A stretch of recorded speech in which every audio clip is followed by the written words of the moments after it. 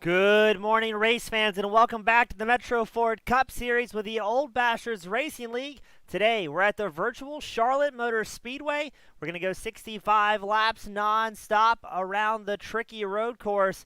As always, on behalf of Team Goon Squad Broadcasting, I am James East, bringing the action 1080p, 60 frames a second.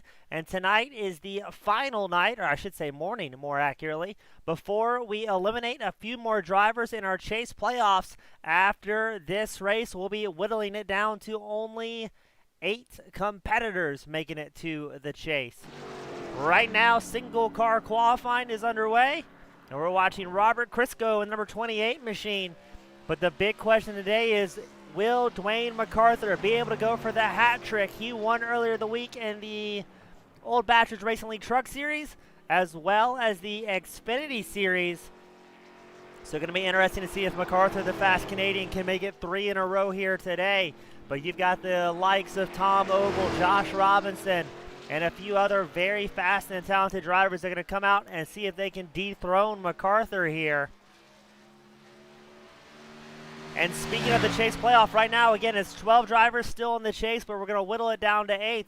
We've got Tom Ogle, Josh Robinson, Steve Thompson, Andrew Hess, Dwayne Mccarthur, Patrick Milligan, Dode Hoskins, Brian Lynch, Dakota Pischke, Greg Mcdaniel, Gary Kipper, and Al Turner still in the chase.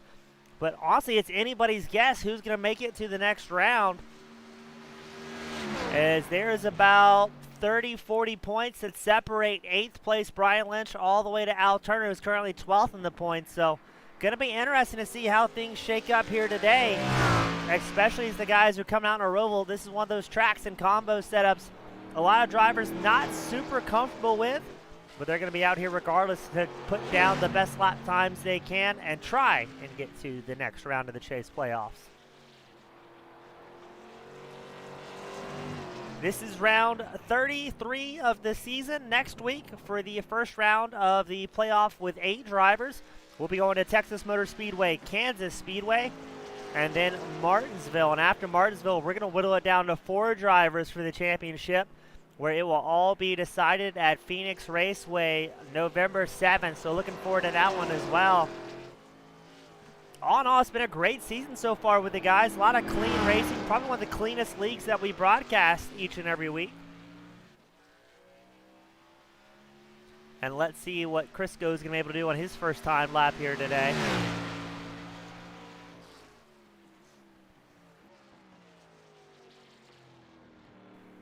Thank you, as always, to our fans, friends, and family across the world that tune in week and week out, supporting your favorite drivers at your favorite league, and dare I say, your favorite broadcaster.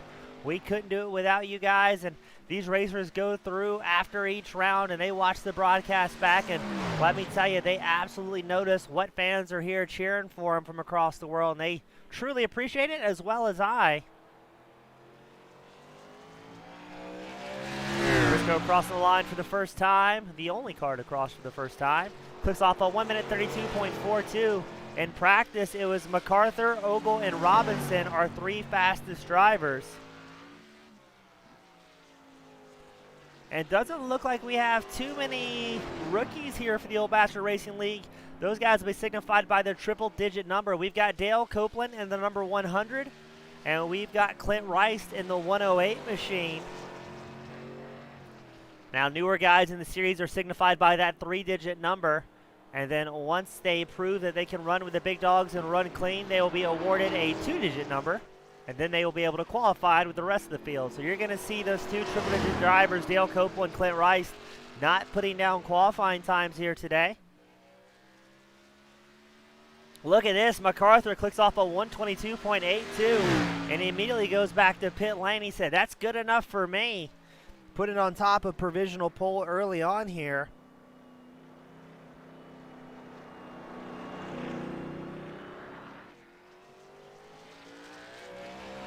Andrew Hess puts off a 125.02, good enough for a provisional 3rd place in his number 54 machine.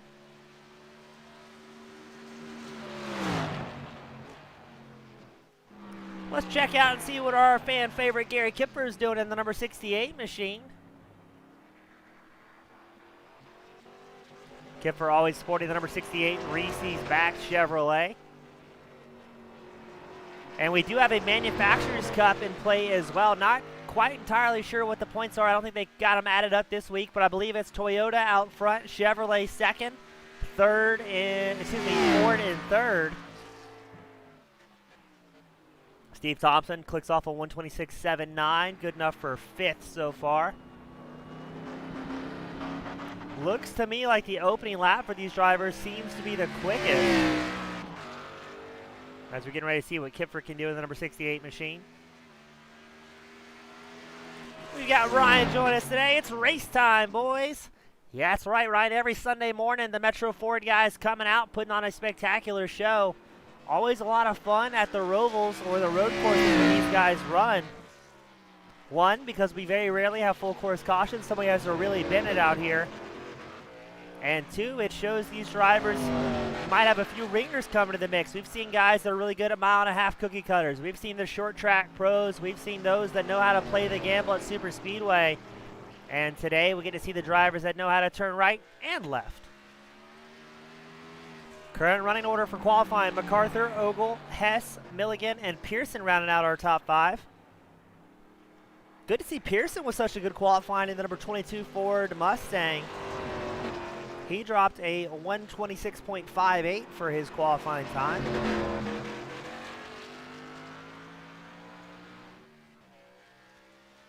Thompson, Steve the Mule Thompson, drops a 125.29 on his second lap, which is good enough for fifth.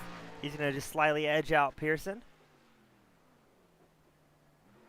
Let's see what Kipfer can do on his second timed lap. See if he can improve on that 126.77 he clicked off earlier.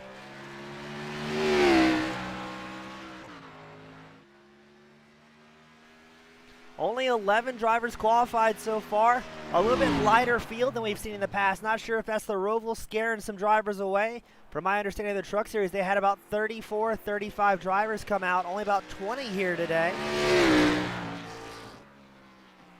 Kipfer clicks off a 126.17, improving on his time, projecting himself up to 7th. Let's check in on Josh Robinson, the Team Yada driver in the number 23 machine, to see what he does in qualifying. Now, Robinson and Ogle were running almost identical lap times in practice.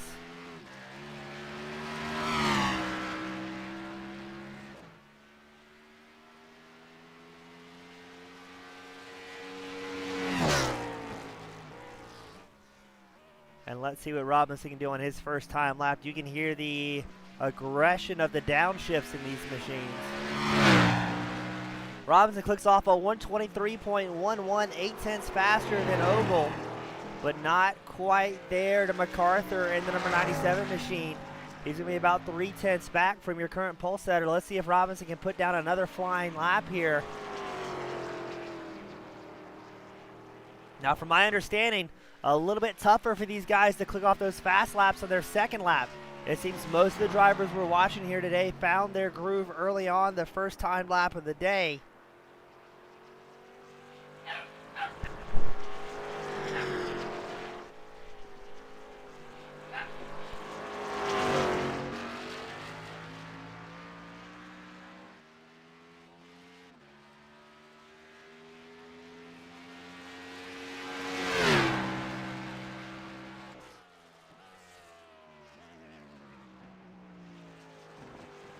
And something else to know for these drivers is how aggressive the curbing is here at Charlotte. If you go two inside, two outside, you can really upset that car. And if you're driving around in a freight train of drivers, you can quickly find yourself getting punted to the shadow realm.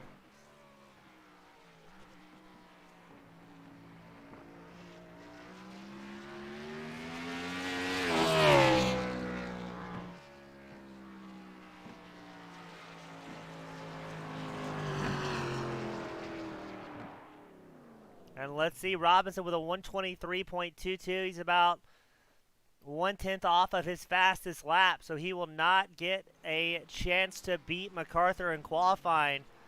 We're checking in on Greg Mcdaniel in the number 30 machine to see what he can do. He's going to get his second lap done right at the line. Can he beat a 126.14, his previous best? And no, he clicks off a 126.89. So Mcdaniel will have to settle for 8th. We've got several drivers that did not qualify. Henry Besaw, Roger Running Sr., Scales, Jonathan Green, and John Hastings, in addition to our two newer triple-digit drivers, Clint Rice and Dale Copeland.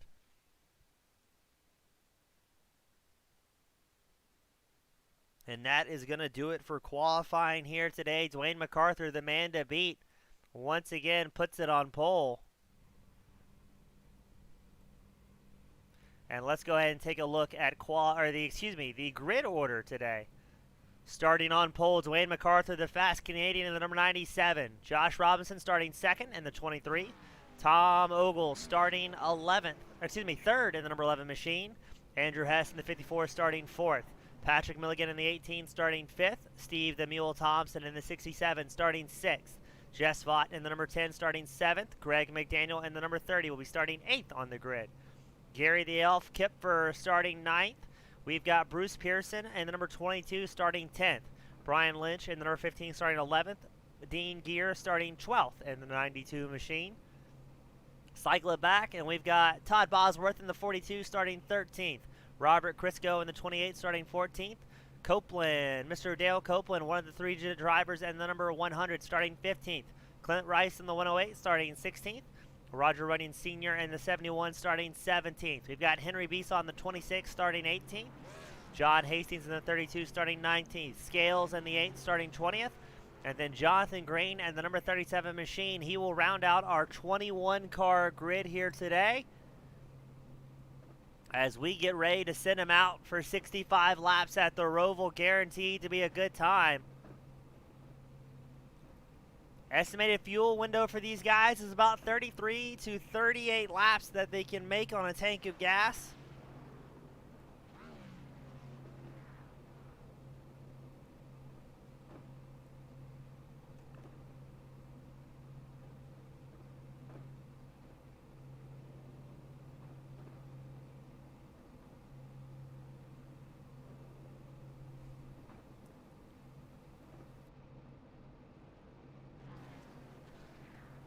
We're going to get them gridded up here shortly, waiting for a couple more drivers to get on the grid. We're waiting on Crisco, Copeland, Hastings.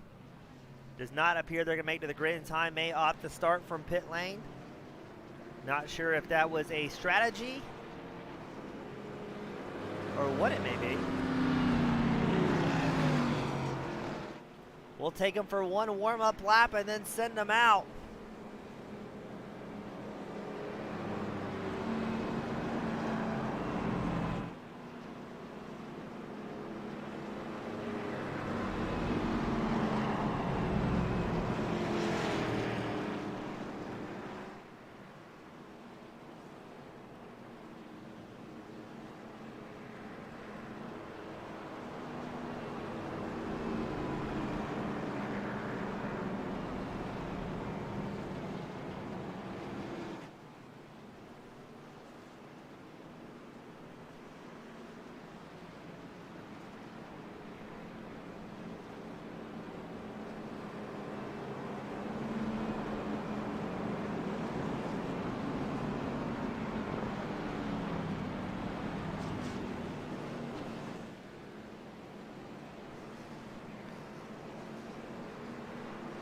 We're going to get them ready, wait for that iRacing pace car to make its way into pit lane.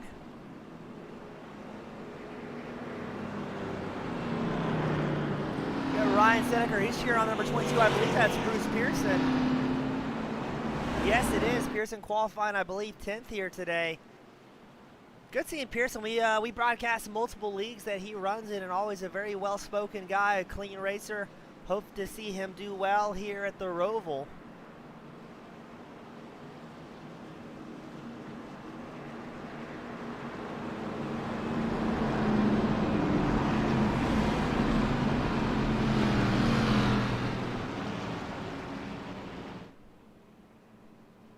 And what a warm-up lap for these guys. Plenty of time to think about what's about to happen here.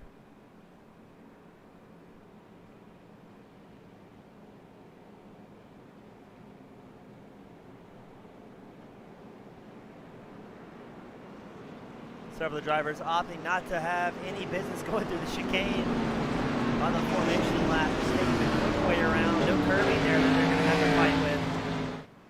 Now, we've seen the real-life Cup drivers really struggle with this course, especially with some of the safety barriers. Luckily, that's not quite simulated as heavily in iRacing, but we do have that massive curbing to contend with.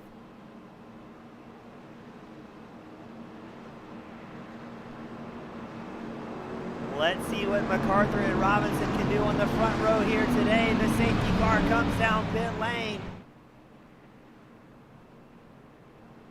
And hopefully most of the field able to get through the chicane before the green flag comes out. But no, here we go. The green flag flies a little early. McCarthy and Robinson lead the field into turn one. Let's look behind them as there's already action. Steve Thompson looking to the inside of, I believe, Andrew Hess. He's going to get through nice and clean. Copeland and Crisco leave the pits.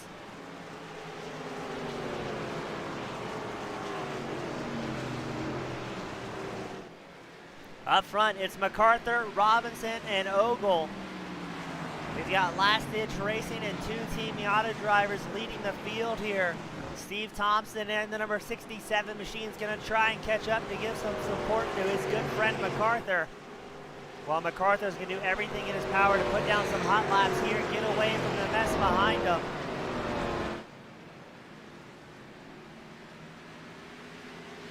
So far, so good, though. Avoiding the first lap shenanigans you can kind of expect here at the Roval.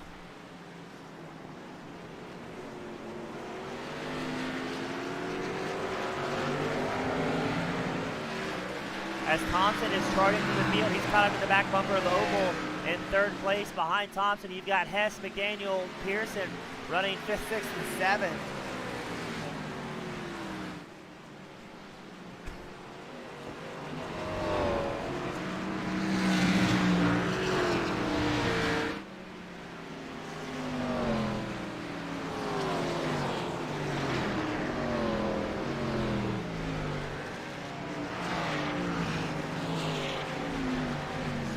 So clean. Looks like Ogle maybe putting a little bit of pressure on his teammate Robinson for second. McCarthy putting his nose down, hitting his marks. He's gained about a 1.7 second interval over second place Robinson. And we may have our first crash. Yes, Roger Runyon and Jonathan Green both with a hard hit. Let's take a look and see what happened to our two drivers.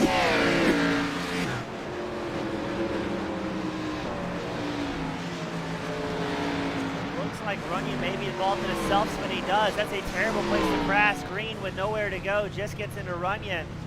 And we have appeared to have broken our overlay.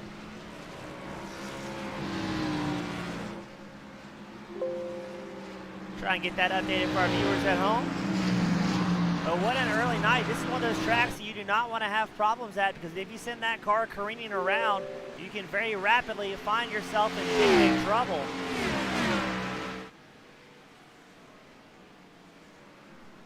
As we take it back live to your race leader, Dwayne Mccarthur.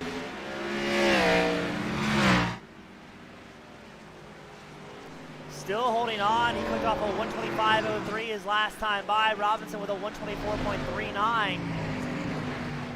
So Robinson, I believe that will be the fastest lap of the race so far, but he's still about 1.15 seconds behind your race leader, McCarthy.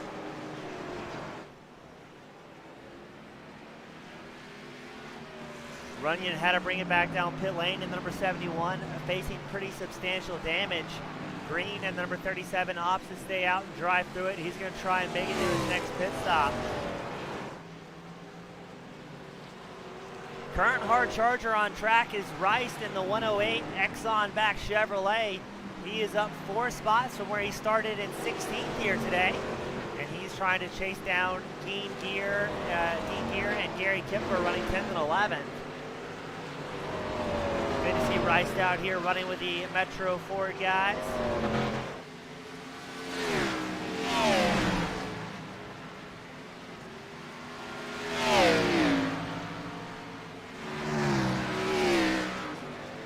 Other big movers, Bruce Pearson, number 22. He is up 3 spots, working his way more comfortably inside the top 10. Currently 7th on track. And we we got a little battle going on for that 9th place spot. You got Gary Kipper and Clint Rice trying to chase down Patrick Milligan. Milligan, the number 18 machine, currently 9th on track.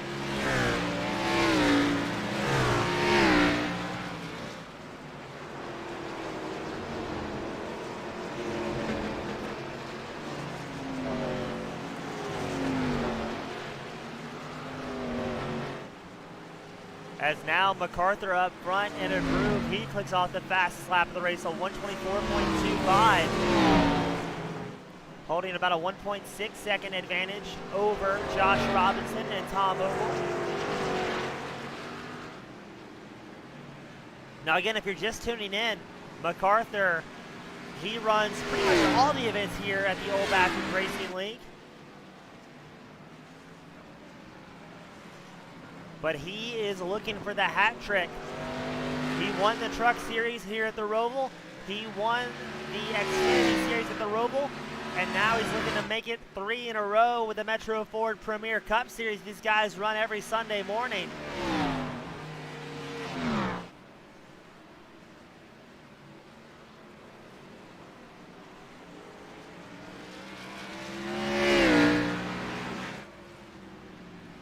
Now McCarther is 5th in points right now, so comfortably inside the playoffs, but he wants to score a few more points, lock it up, so that way when going into the next round of chase races, he'll be fine. Again, next week we're at Texas Motor Speedway, and then Kansas, and then Martinsville. So the better luck you have now, the better it's looking for later on in the season.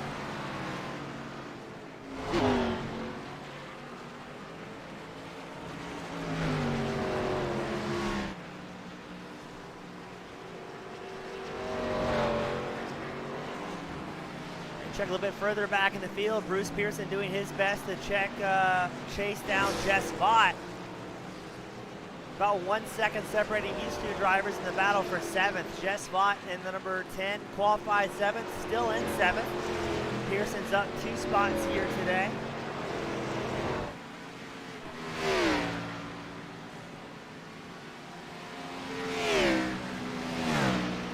I believe with a newer paint scheme as well. Looking very sharp out there in the fourth. Uh-oh, Jonathan Green involved in another incident in the number 37 machine. He's going to roll out of the way to rejoin the track safely. Let's see what happened to Green. Hopefully we don't break the broadcasting software with another spectacular crash. Just a little bit too much loud pedal. Tends to slide around, not too terribly hard of a crash. Does a good job avoiding rejoining the race surface. So no harm, no foul. We talked about it early on, this is one of the cleanest series we broadcast. They've got a very unique maximum incident point per lap that they allow their drivers to have. So if you are above the maximum incident points per lap, you can receive EOLs, probations, fun stuff like that. Helps encourage good, clean racing amongst friends. Now we just saw Robinson with a bit of a bobble. Not sure if his teammate Ogle is going to try and capitalize, or they're going to run around single file here. As they're about 2.5 seconds back from your race leader McCarther. Both Robinson and Ogle well inside the playoffs as well. Currently actually leading the points. It's Ogle out front. Right behind him, 8 points back, is Robinson. And both teammates have 5 wins each this season, so very frequent front runners.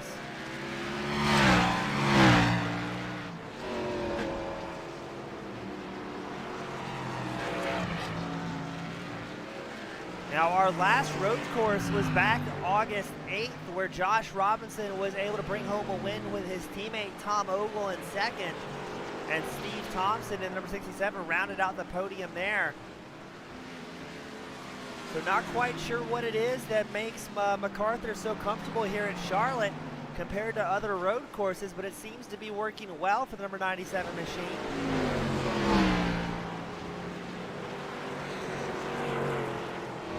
Looking at other previous road courses, we had Sonoma, where Andrew Hess won it. McCarther qualified on pole but brought home a second.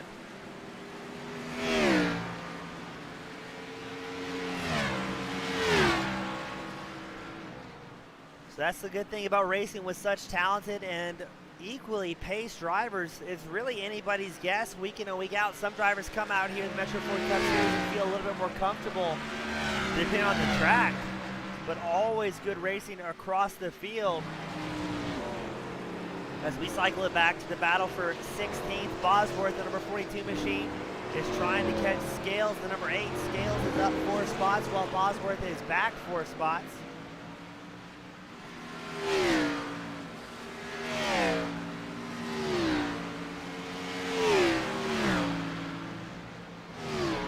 Another good race on track. Gary Kipfer trying to stop and take over Bruce Pearson's 8th place spot as they run nose to tail into the chicane.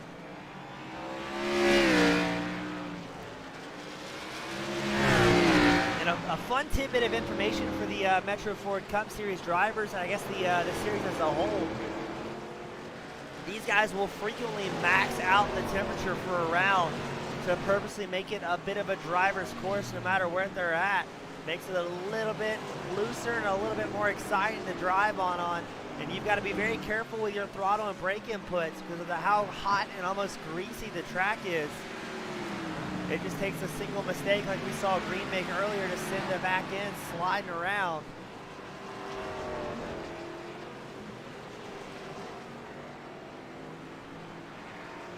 Kipfer's still running within 0.7 of a second of Pearson. Kipfer seems to be getting more drive coming out onto the banking, the NASCAR portion of the racetrack here in Charlotte, where he is able to really get that gap down to green. I think it was within 0.2 of a second there.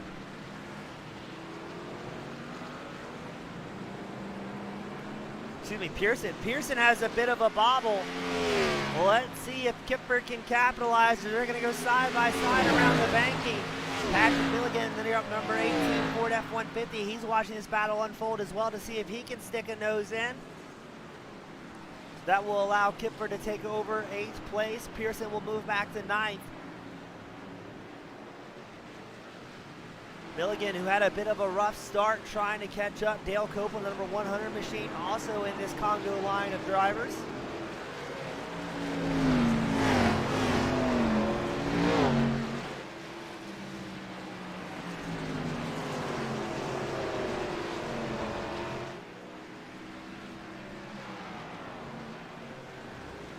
This is about to be a 3-car battle for 9th. It's Bruce Pearson in 9th, Milligan 10th, Dale Copeland 11th. And just a little bit further back, you've got Clint Rice as well trying to catch up to these drivers.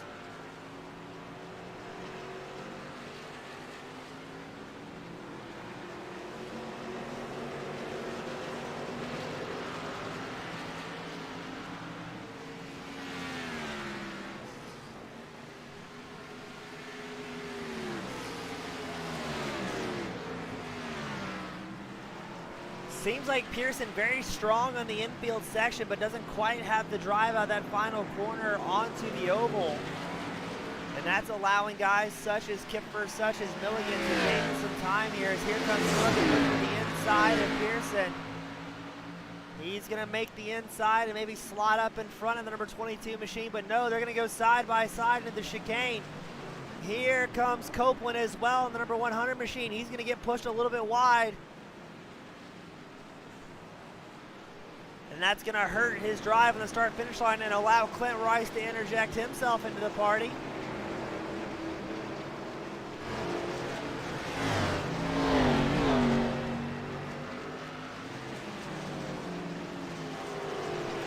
On screen, the battle for 11th between Copeland. Really, you can call it a 3-way battle for 10th. It's Pearson in 10th, Copeland 11th, Rice in 12th. Both Copeland and Rice are up 4 spots from where they started.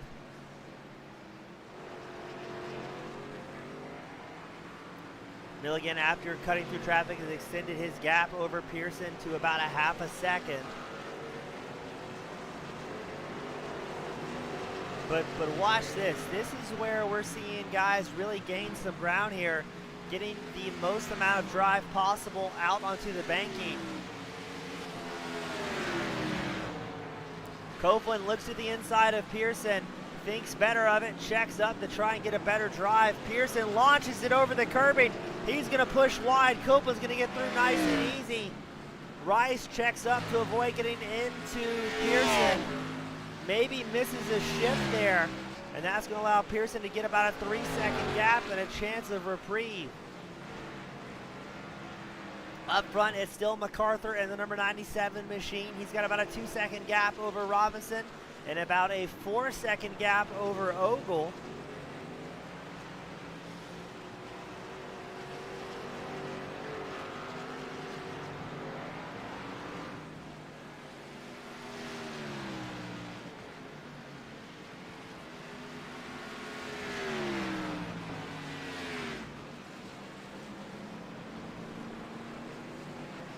McCarthy's last time by a 127 flat. Robinson clicked off, and Ogle clicking off high 126s. Not sure if that means McCarthy maybe had a bit of a bobble or maybe taking a little bit easy. Again, we're expecting the pit window to open around the lap 33 mark for our drivers.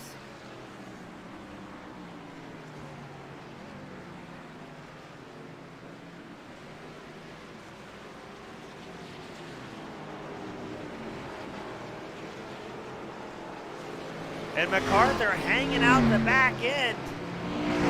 He's going to approach lap traffic. I believe that may be Crisco. It is. Crisco hops out of line, number 28 machine, allowing your race leader McCarthy through. Also holds it wide to allow Robinson through. Robinson's gained about 0.3 of a second that last time by, catching up ever so slightly to McCarthy.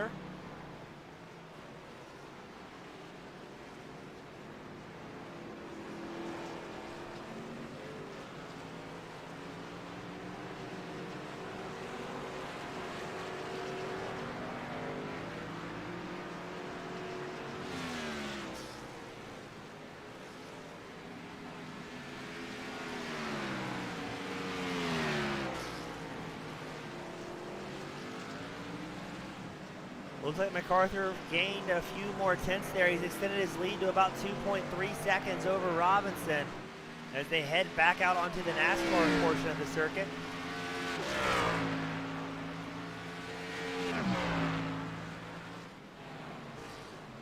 We're going to check in on our friend Scales in the number 8 machine. Just ahead of Scales, about 8 tenths, you've got Todd Bosworth in 15.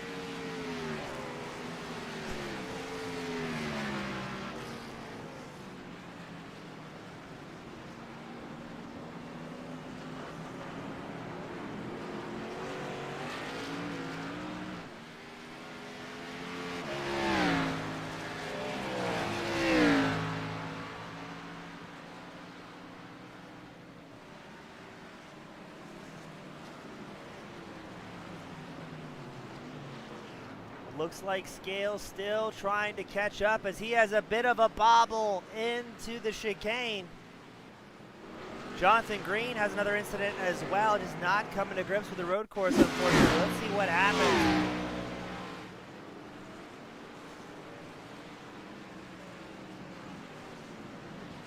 Oh, he sent it. Right as the race leaders were coming around, Green launches it over the curb, and we talked about that, how aggressive the curbing is here. I think Bosworth may have had an issue as well. Let's back that one up. Not quite sure what may have happened. Maybe trying to avoid traffic. Maybe the number 8 got into him.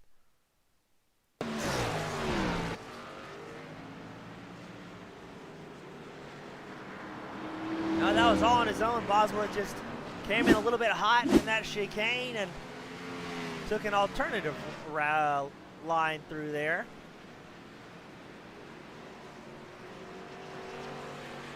And driver attrition, something that's not talked about enough here.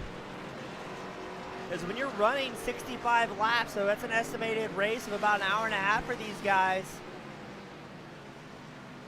you can start getting mighty tired as things go on.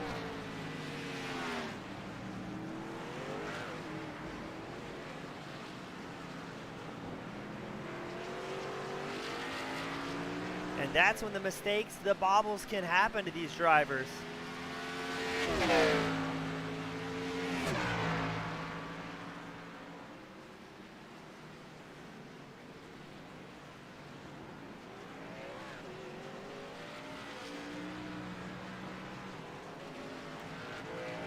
As all of the lap times starting to drop off a little bit. McArthur's last time by a 127.63.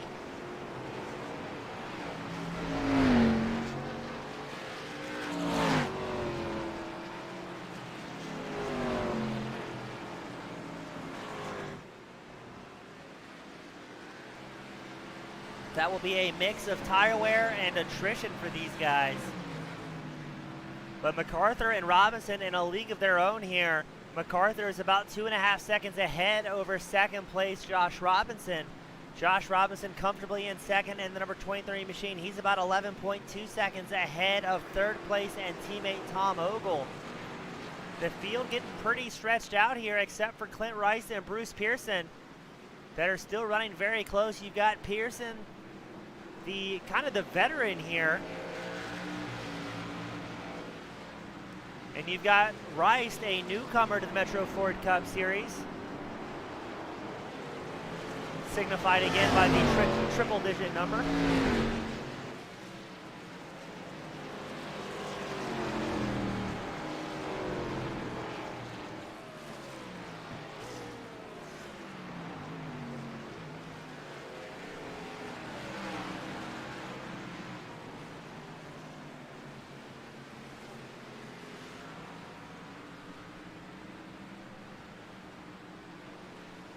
Rice able to get through here after capitalizing on Pearson's slight mistake. And now Pearson's going to have company from Henry Besaw in the number 26 machine. Besaw up 5 spots so far, working his way into 13th. He's less than 1/4 of a second behind Pearson. Now let's see, Pearson, he's kind of got spooked earlier and went in a little bit deep. Does he do it again? And unfortunately, he does, driving it in too deep, apexing early. That's going to allow Besaw to pick up 12th spot. Pearson's now back 3 spots from where he started. Another great race on track. Greg McDaniel in the number 30 machine is battling with Patrick Milligan for 7th. Less than 4/10 separating these two drivers.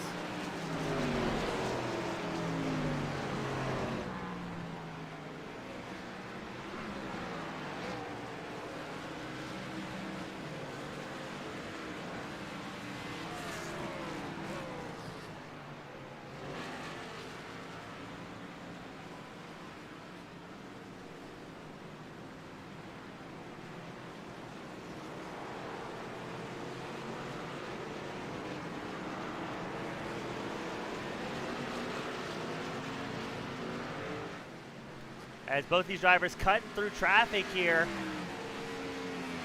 That was, I believe, Crisco and possibly Runyon going a lap down to Greg McDaniel. Now McDaniel's still trying to catch up to Jess Vaught in the number 10 machine to see if he can work his way up to 6th place. But he's going to have a whole lot of company as Patrick Milligan, Gary Kipper getting closer and closer to McDaniel in the number 30 machine.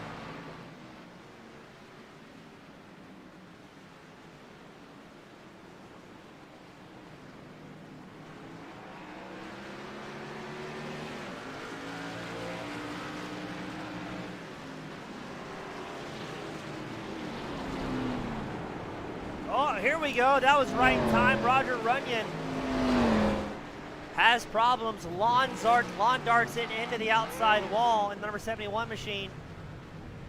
Got to be mighty careful rejoining the track here. He's having a bit of problems. Gets it pointing the right direction. Lights up the rear tires.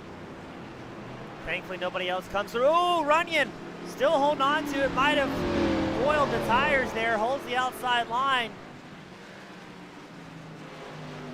But that almost got very exciting very quickly. Kipfer, the number 68 machine, he's got Copeland about 7/10 of a second behind him, and Milligan about a second and a half in front of him.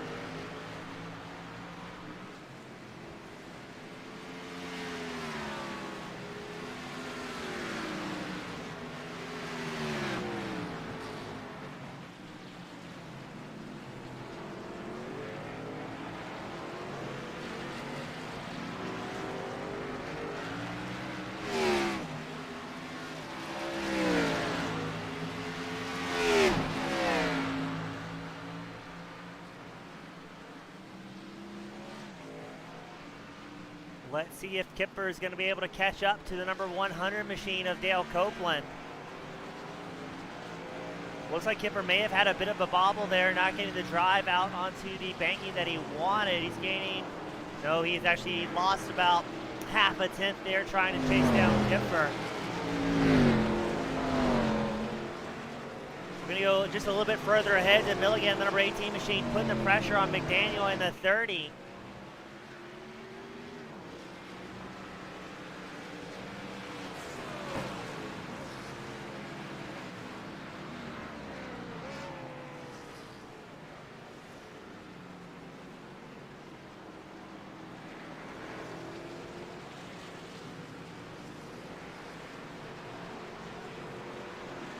A lot of great driving from the guys here today. We've seen a few single car incidents, but for the most part, everybody racing very clean, very respectful.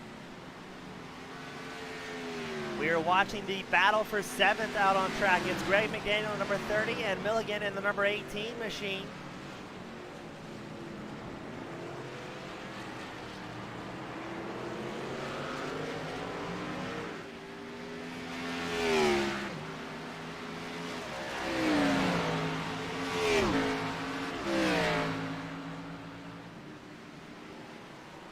And we had one of our viewers ask how we're able to catch all the action so well, and I've got to say a lot of it is probably due to the broadcast software making my life a little bit easier, and part of it is just kind of experience watching the same guys race every week here at the Metro Ford Cup Series. You kind of get an idea of who's going to do what, who's going to be willing to sit in a little bit harder.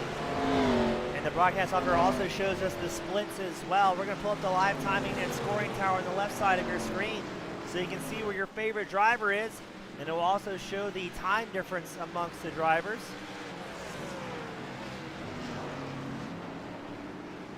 Clint Rice, no, that's Besaw, gets around Rice. Besaw up 7 spots at the number 26 Chevrolet. Our current hard charger has moved his way up to 11th.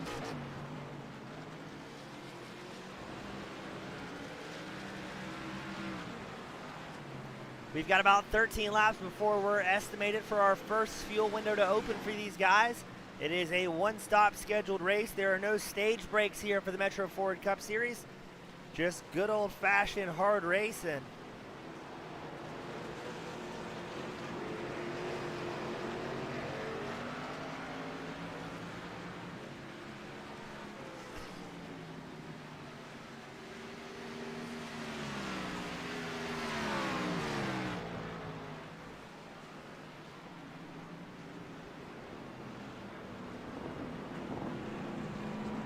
Besaw with a bobble. That's going to allow Rice to capitalize. Kipper, number 68, one of our first drivers in on lap 20 to pit road.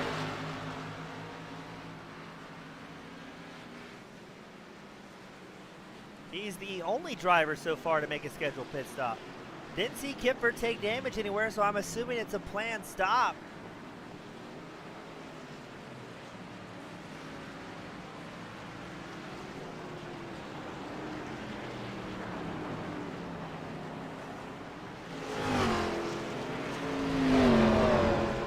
Kipper leaves his pit stall after taking 4 fresh Goodyears and a tank of gas.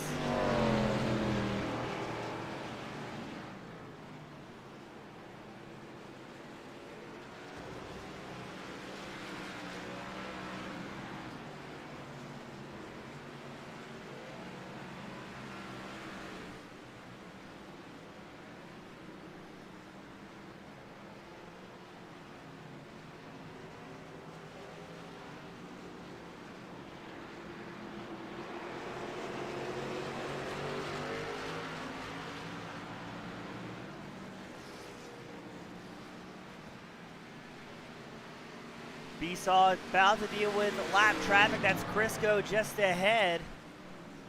Rice looks to the outside, not quite the momentum to send it in, so he's going to back that corner up, try and get the most amount of drive as he can through the chicane.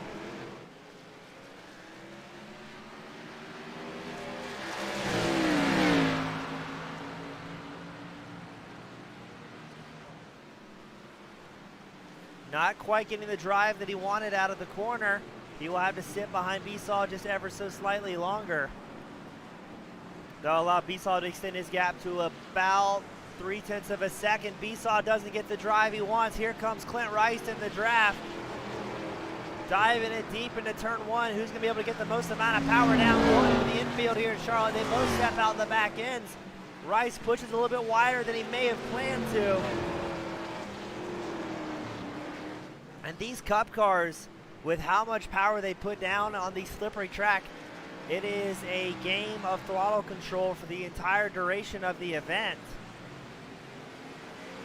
Any single bobble, even late in the run, you can really hurt yourself on these Rovals.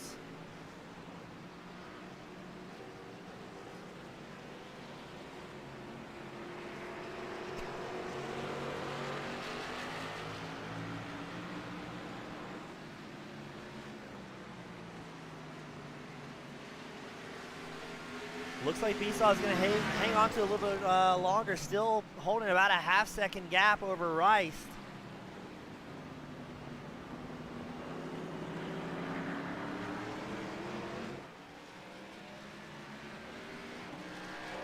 But Rice doing everything in his power to stay glued to Besaw, looking to pick up a top 10 here today at the Roval.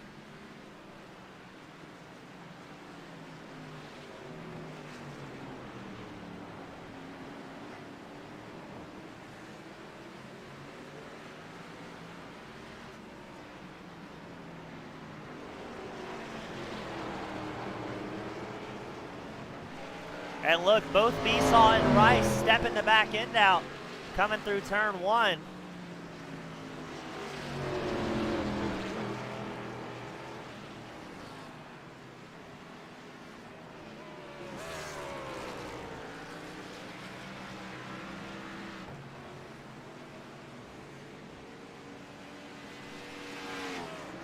We're going to cycle the camera back to your race leader, Dwayne Mccarthur.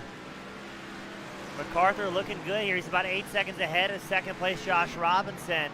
The only driver that has pitted so far has been Kipfer in the number 68 machine.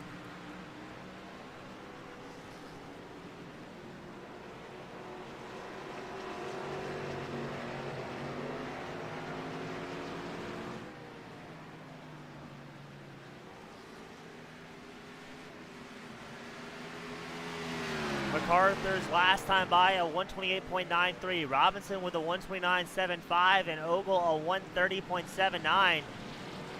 So these drivers really feeling the effects of the tire wear.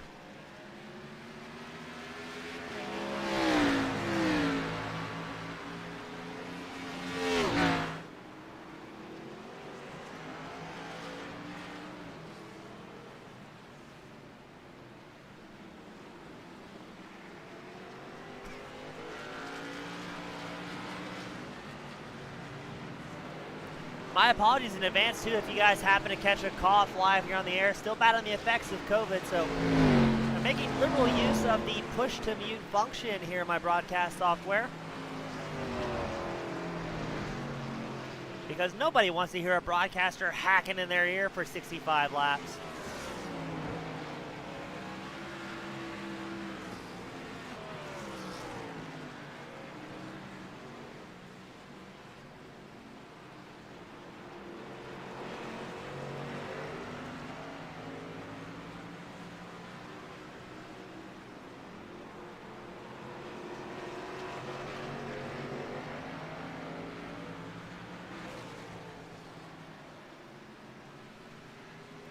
Going to be interesting to see when McArthur finally comes down pit road. Again, the estimated fuel window is lap 33 to 38. I would imagine, it's tough to say, McArthur still holding about a 10-second advantage, gaining a little bit more time on the rest of the field every lap here. As Andrew Hess, number 54 machine, he brings it down pit lane on lap 24.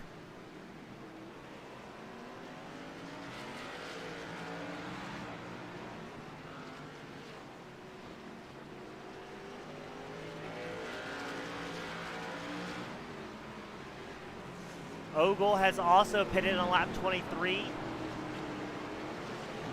He will lose a spot to Steve the Mule Thompson.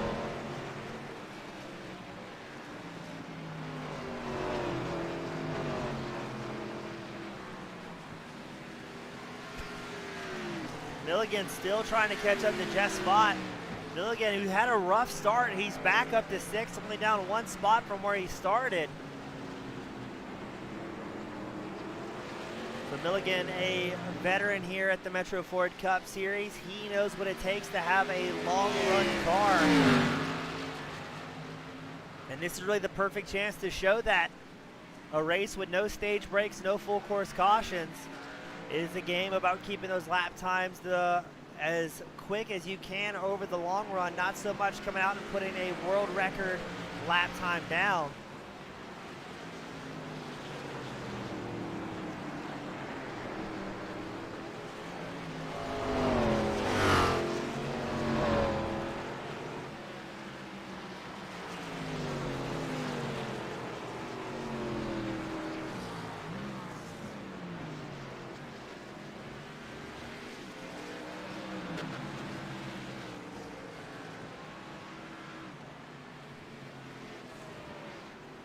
Right now, less than 0.7 of a second separating Milligan from Vaught.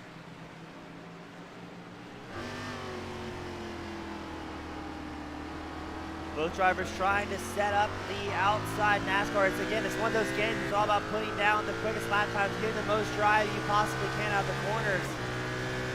As Milligan is closing the gap ever so slightly, now it's down to within half a second. And it looks like Scales may have had an incident. Let's take a quick look. Let's see what happened to Scales' number 8 machine. Oh, look how much he was plowing the front end of that car. We're going to watch that one once more from the front right suspension. Oh, I said we're going to watch the front right suspension. And the front end, look at that front right tire. It's full wheel lock left, but just plowing through turn 1. As the tire wear, something these drivers are going to really, really struggle with here. Milligan has lost time to Vaught. He's down about 1.2 seconds back. Green, number 37 machine, he's going to come down pit lane as well for his one scheduled stop on lap 26.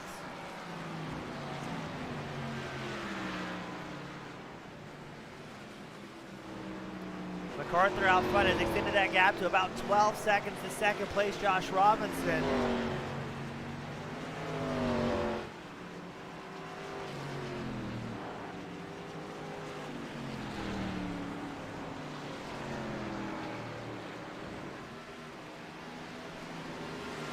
How is lap traffic going to affect your race leader Mccarthur, as I believe he's going to be coming up on Rice in the 108 machine. Rice currently 10th on track. Mccarthur, your race leader.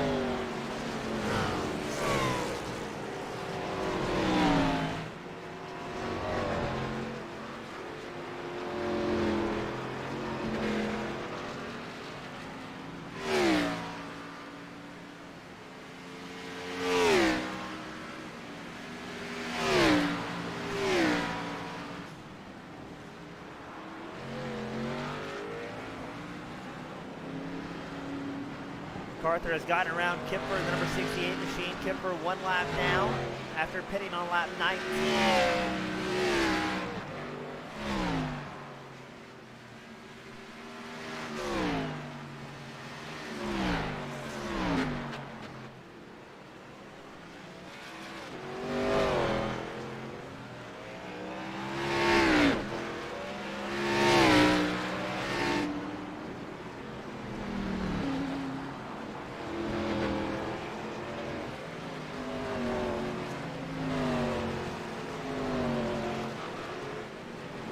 Mccarthur finding a little bit more time that last time by. He was about a half-second faster than Robinson across the line. Mccarthur with a 128.46, Robinson with a 128.91. As Rice moves over for both Mccarthur and Kipper. Mccarthur, your race leader. Kipper running 10th on track.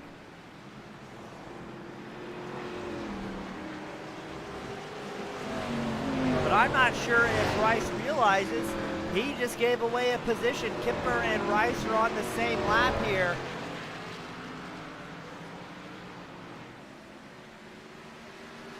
And Rice may also have a little bit of damage in the front up to number 108. Because what is not necessarily shown on the bodywork, if these guys hit the curbing too aggressively, iRacing will simulate a little bit of damage on that race car.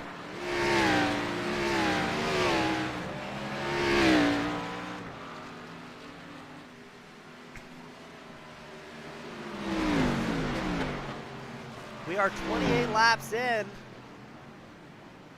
And look at that, Kipper gets around Mcdaniel. Picks up another spot, puts his number 30 machine, number 68 machine up in the 9. Now Mcdaniel might have some pressure from Rice in the 108 machine. Oh no, right as we pan to him, Mcdaniel tags the outside wall hard. Another driver we're seeing really struggle with the tire wear.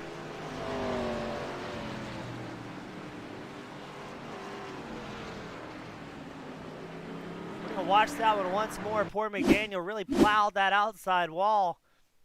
But this is what we're talking about, ladies and gentlemen. When you're this many laps in, the tires get very, very tough to drive on. As these guys have done about 28 laps on a set of tires. We're going to watch a little bit slower speed as Mcdaniel, same story that we saw earlier, just charges too hard into turn one, plows that outside wall. He will take a good amount of damage on the front right of the number 30 machine.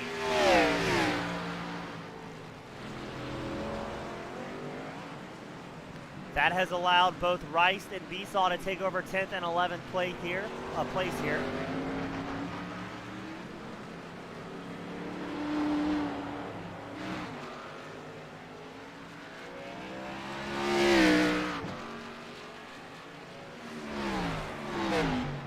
Greg Mcdaniel, his problems are getting worse as he jumps out of the way to avoid getting run over from Josh Robinson. Robinson, number 23, he is second on track right now, comfortably in podium contention.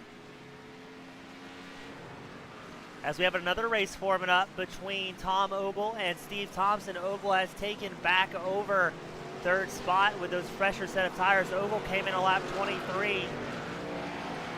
Thompson has not pitted yet. Rice shows as an incident. Let's take a look and see what may have happened there.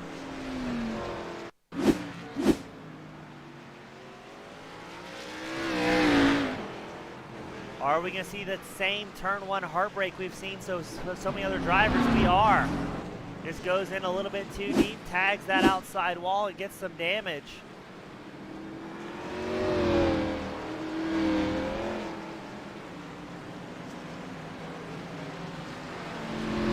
At a good point, Kipper, number 68 machine, he came out on fresh tires. His last time in was on lap 19, so the only drivers I see pitted are Ogle on lap 23, Hess on 23, Kipper on 19, and Jonathan Green on lap 24 are the only drivers that have made stops so far.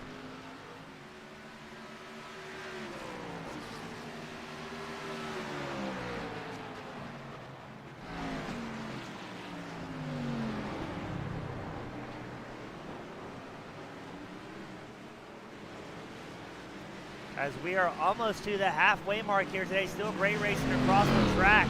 Milligan battling with Vaught, able to pick up the position. Now he's going to try and get around Andrew Hess. Andrew Hess just got around Milligan after coming out with fresh tires on lap 23, so he should be able to comfortably stretch that gap over Milligan in that battle for fifth. Brian Lynch, no, Greg Mcdaniel, number 3 machine, he's going to come down pit road and grab some tires. Steve Thompson is also going to come down pit lane.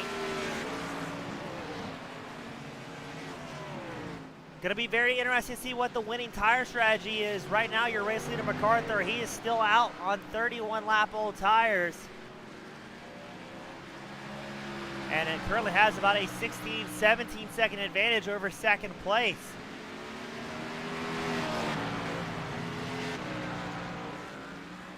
Roger Runyon shows as involved in an incident. Let's take a look. Looks like it's going into the final game here. No, unfortunately, probably not an incident. There's a bit of a blink and then has to cross through the safety grass. Your race leader, McCarthy, is going to come in on lap 31 for his only pit stop of the night. Let's see if Robinson does the same in the number 23 machine.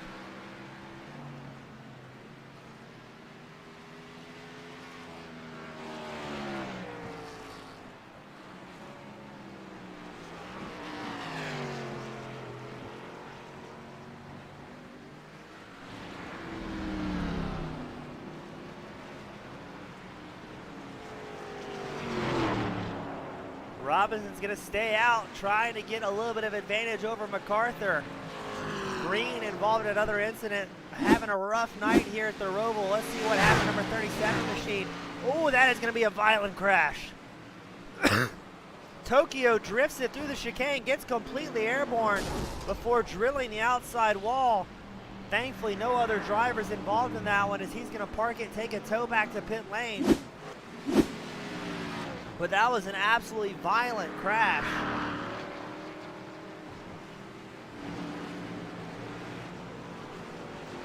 So Robinson will get a lap lead here in Charlotte. About 12 seconds ahead of McCarthy, who's coming out on his out lap with those fresh set of tires. Jess Vaught, number 10 machine, he comes down pit lane for his one stop of the race.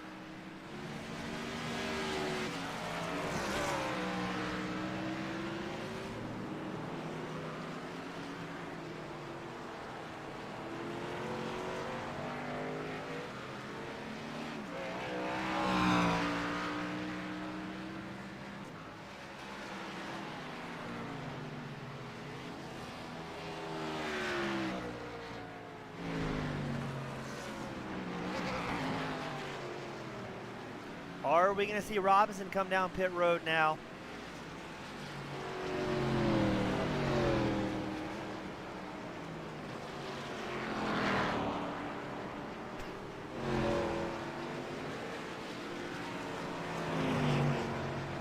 No, Robinson's going to stay out.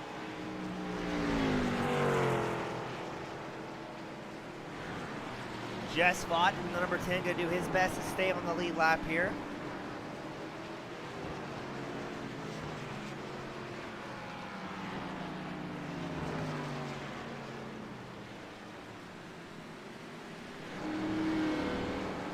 Now, while Robinson is staying out on these older shag tires, McCarthy is gaining speed and doing so rapidly. He's already caught up to only about 6 seconds behind your race leader, Robinson. Behind McCarthy, you've got Tom Ogle in third. Milligan back in sixth place in the number 18 Ford Mustang. He comes down pit road as well for his scheduled fuel stop.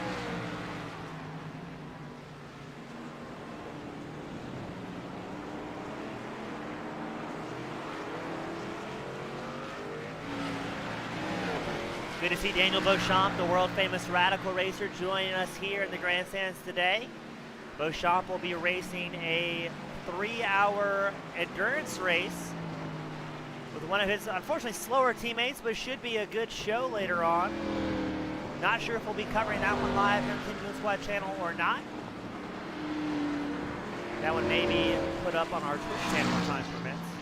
We've also got Joseph Penn, world-famous race control. Robinson, your race leader, has come down pit lane. That's going to put Ogle back into second, about 1.3 seconds, 1.5 seconds back from your race leader, McCarthy, as he will have to contend with lap traffic that McCarthy has already cleared.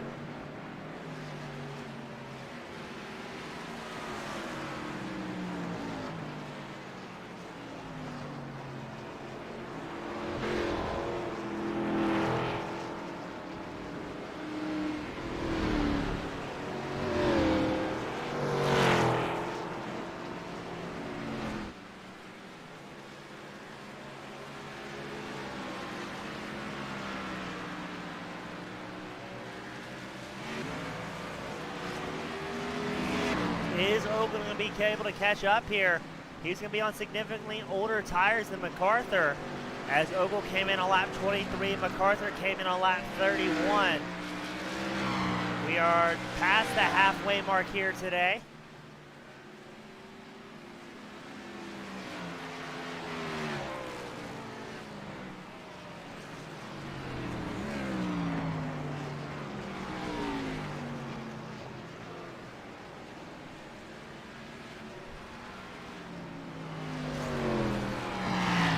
Ogle clicking off some laps. He drops a 127.15 on significantly older tires than McArthur's on right now. McArthur still has about a 1.2 second advantage. But Ogle showing signs that he wants to get up there and battle for the lead.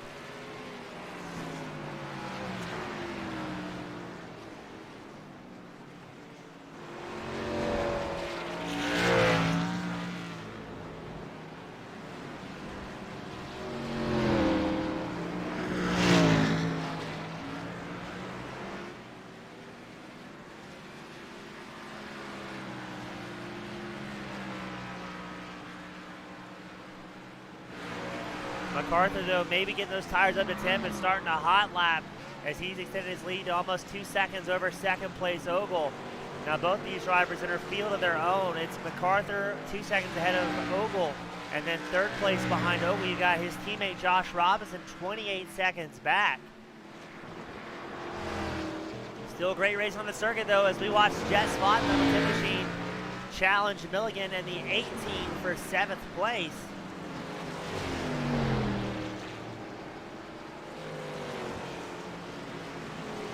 We got John Hastings joining us today. He's thinking Ogle's going to have to make another stop. That would not be good for Ogle.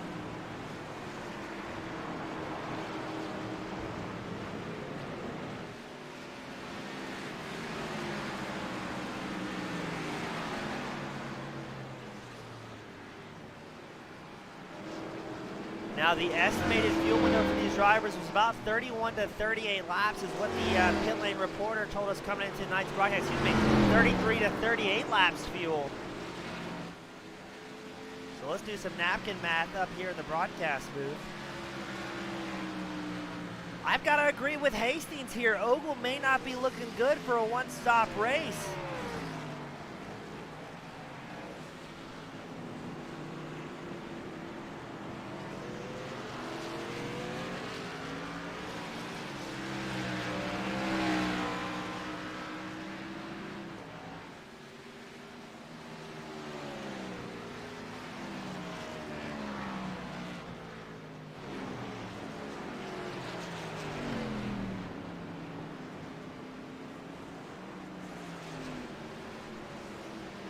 Vaught still staying pretty close to Milligan. Milligan came in on lap 32.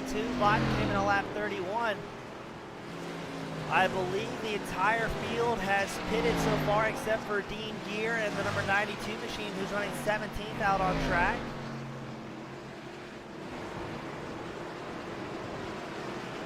So this is going to be very interesting. Ogle came in on lap 23. Kipfer came in on lap 19. Are these two drivers planning on a two-stop race, or what is the strategy here?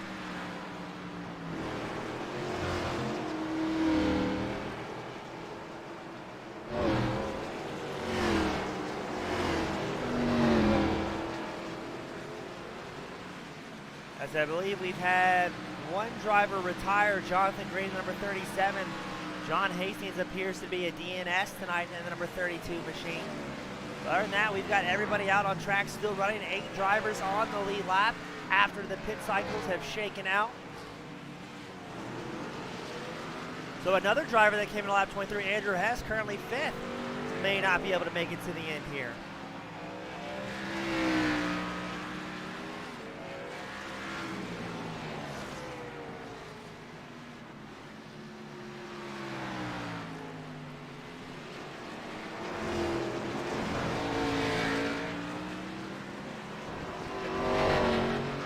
McArthur crosses the line. We're going to take a lap on board with your race leader, Dwayne Mccarthy. Just listen to the engines hum. And that's going to allow me to grab some water and some more gourmet cough drops. I'll be right back, ladies and gentlemen.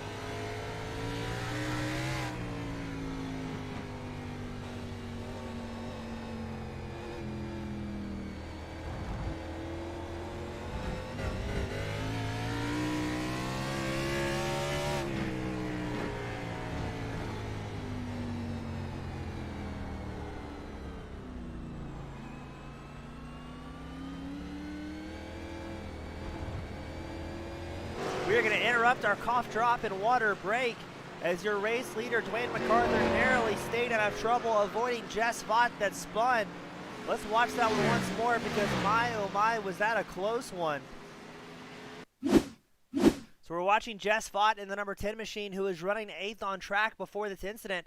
In the background, you can see Dwayne Mccarthur, your race leader, in the the red and white number 97, sporting his usual Canadian colors. I think Vaught just went in a little bit too deep there, spun it around, but watch how close this will be as Mccarthur almost got into the danger zone, swings it wide to avoid the crashed car of Jess Vaught. But that is the last thing that Mccarthur wants, is to find himself tangled up in somebody's incident this late in the run.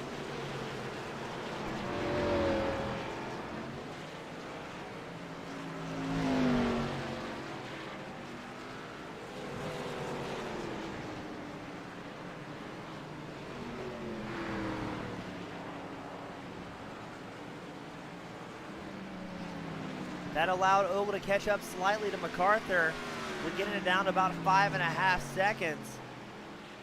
But again, we're thinking Ogle may have to box once more here, as he should be able to make it on fuel if the fuel calculations we received were correct.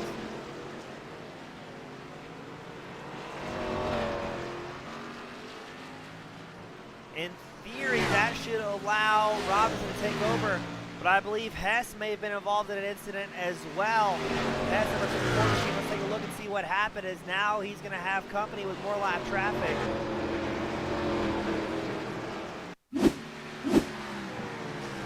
Let's see if he just cooks it a little bit deep here.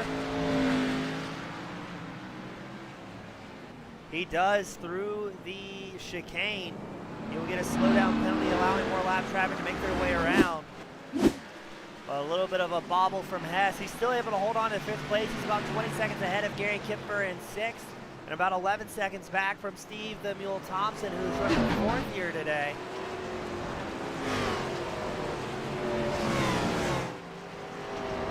But Thompson may be able to squeeze his way on the podium, especially if Oval will have to pit in the number 11 machine late in the race for a final splash of fuel to make it to the end. Only 26 laps left to go for these drivers.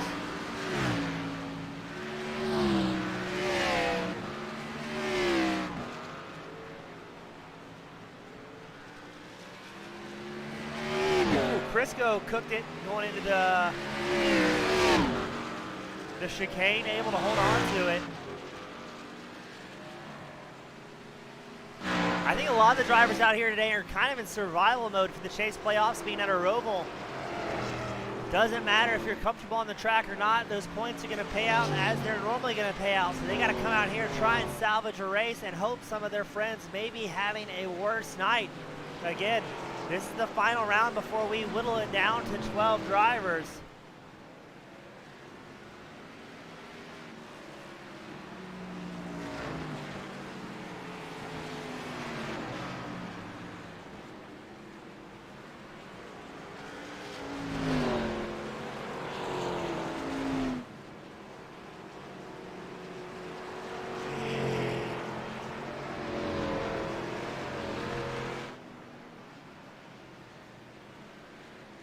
As we're watching Steve the Mule Thompson, currently 4th on track, but could be in podium contention if Oval has to pit.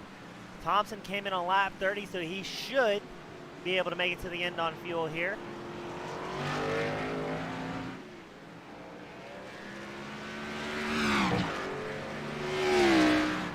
As he's about 36 seconds back from Oval and about 15 seconds back from Robinson. But we've got Oval, who came in on lap 23, Hess, who came in at 23, and Kipfer, who came in on lap 19. Not sure if that's going to be a scheduled stop race for those guys, or again, what the strategy may be. Dean Gear shows involved in an incident. These chicanes here at Charlotte really wearing out our drivers. As, oh, he sends it careening around. Able to keep it off the wall, though, so a very good save.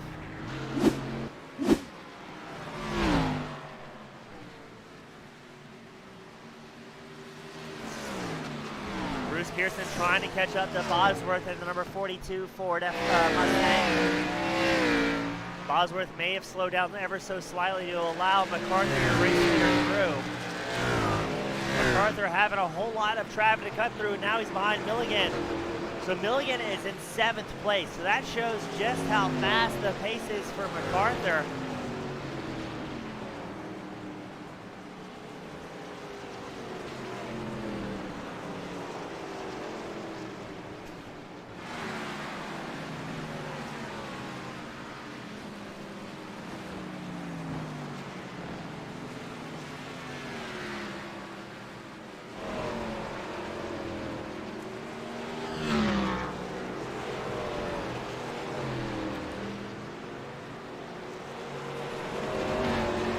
McCarthy kind of in a sea of traffic here, wanting to get through nice and easy to not risk his number 97 machine and throw away a race that he is doing very well at.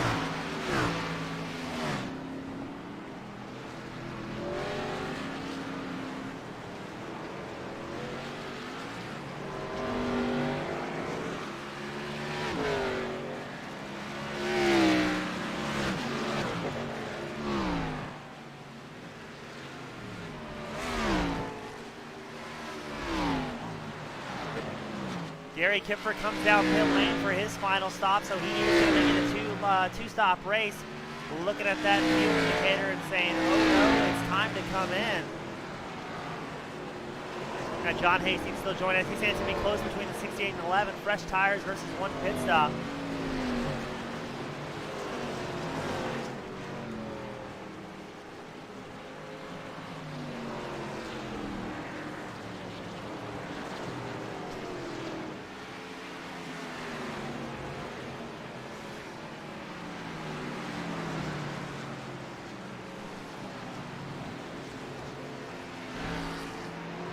So let's check on Kipper in the number 68 machine. He's coming back out on track after that final stop, 8th on track. He's only about 5.5 seconds behind Dale Copeland. Copeland on a one-stop strategy, Kipper on the two-stop. And just at the forefront of your screen, now is Josh Robinson, still running third on track, behind Tom Ogle, who is expected to have to pit once more. Ogle coming in at lap 23. Now Kipper, he's about 1:50 seconds behind Ogle at this point in the race with 23 laps left to go. But we are expecting Ogle to have to come in once more as he came in at lap 23.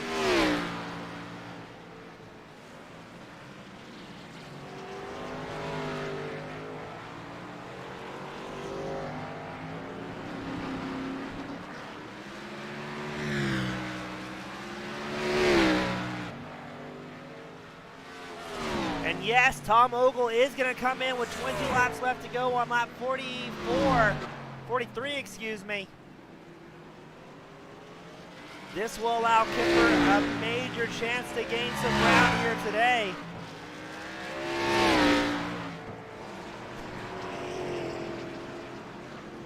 And let's also see Steve Thompson will be in podium contention here. Let's check in on Steve in the number 67 machine. He came in on lap 30. He's still going to come out about 20 seconds behind Ogle. No, less than that, about 9 seconds.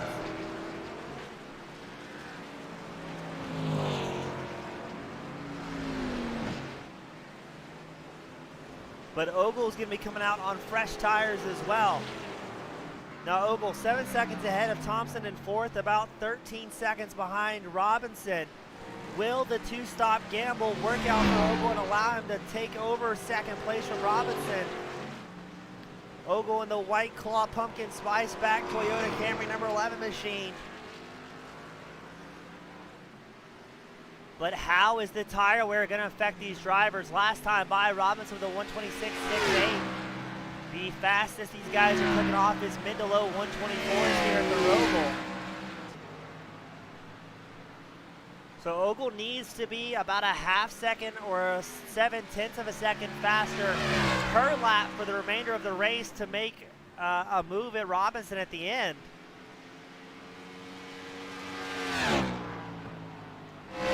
sure with 21 laps left to go if Ogle will have the time to catch up to Mccarthur, who's about 37 seconds ahead.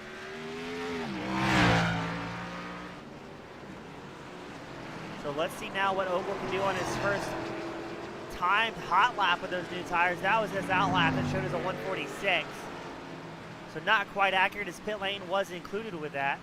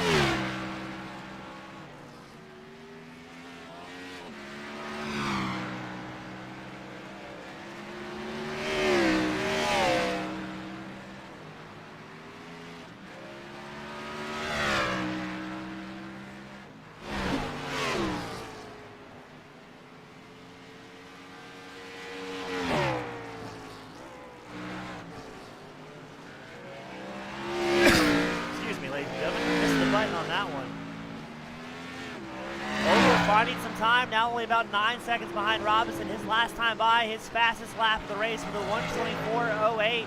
He gained about 2.5 seconds on Robinson just that lap alone. And has a bit of a moment in turn one, maybe hucking it a little bit too hard.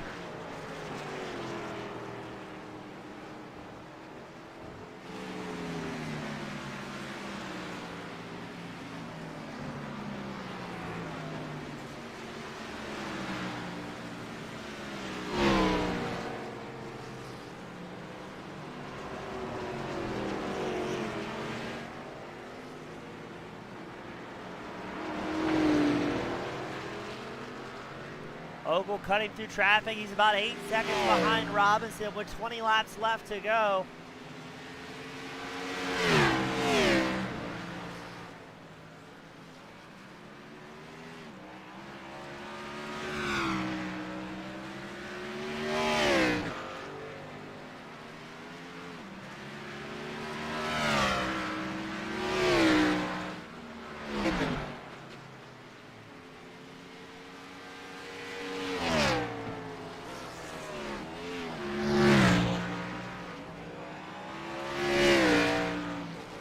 So we are watching Tom Ogle to see if he can catch up to his teammate Robinson.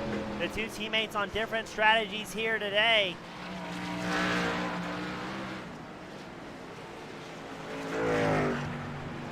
Those fresh tires, such an advantage. Ogle came in on lap 43, Robinson on lap 33, and Mccarthur came in on lap 31 for their pit stops.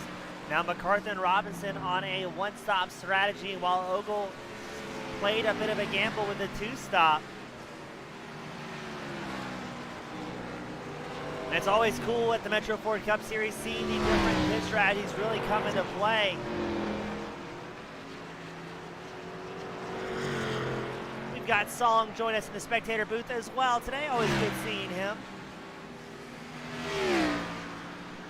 So let's see how things are going to be decided on tire strategy, as now Ogle only about 6.5 seconds behind teammate and second place Josh Robinson. Ogle's last time by was about 2 seconds a lap faster than your race leaders, but not sure how long he'll be able to maintain that pace before his tire wear falls off.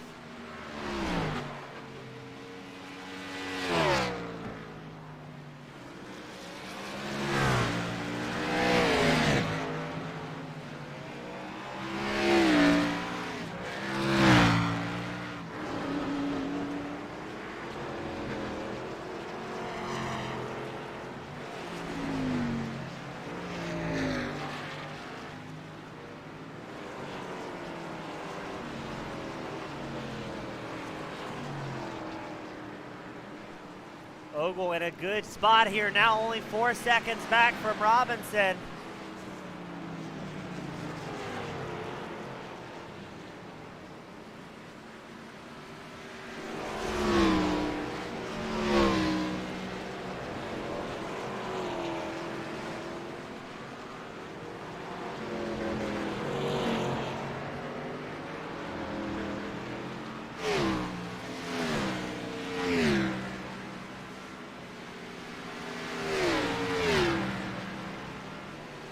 Brian Lynch has an incident. Let's take a quick look back and see what happened to Lynch.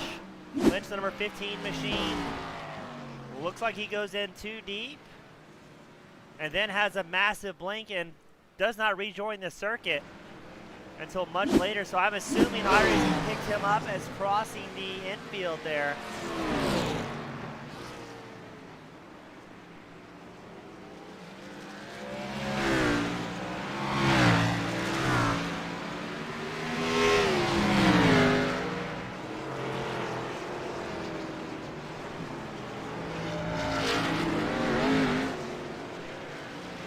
Ogle still about 3.8 seconds back behind his teammate Robinson late into the run. Only 17 laps left to go for these guys.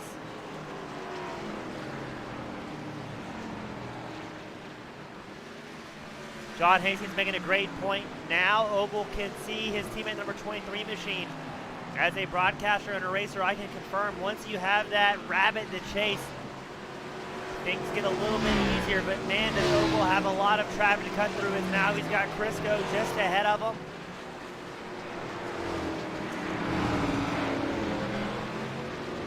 As well as I think that may be Gear, number 92 machine.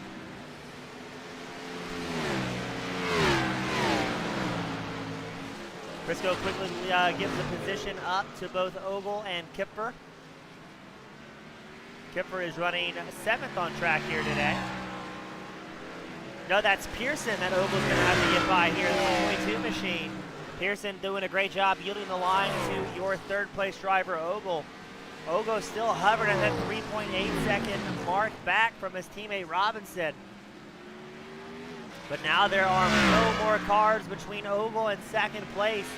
He's going to put his head down and charge hard, because he knows if he can catch up to Robinson and have some tires in reserve, he's going to look good to pressure the number 23, and just like that, he's gained a half second on his teammate, chasing the number 23 machine into the infield.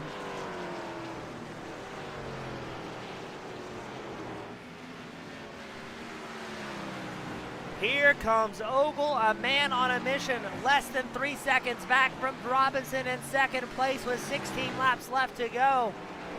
The 2-stop strategy may bode well for Ogle if traffic is not a factor at this point. Bring a check on Robinson. Doesn't look like there's a whole lot of traffic ahead of the number 23 machine, and he has the advantage of Dwayne Mccarthur being ahead of the race leader, being the first driver to punch through traffic.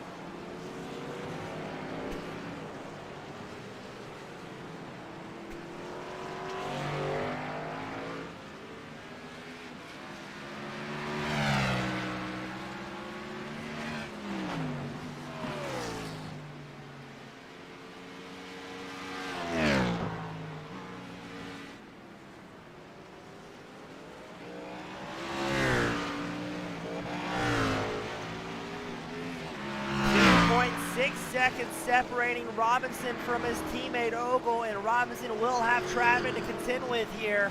Diving into the infield at Charlotte, 2.5 seconds now separating Ogle from Robinson.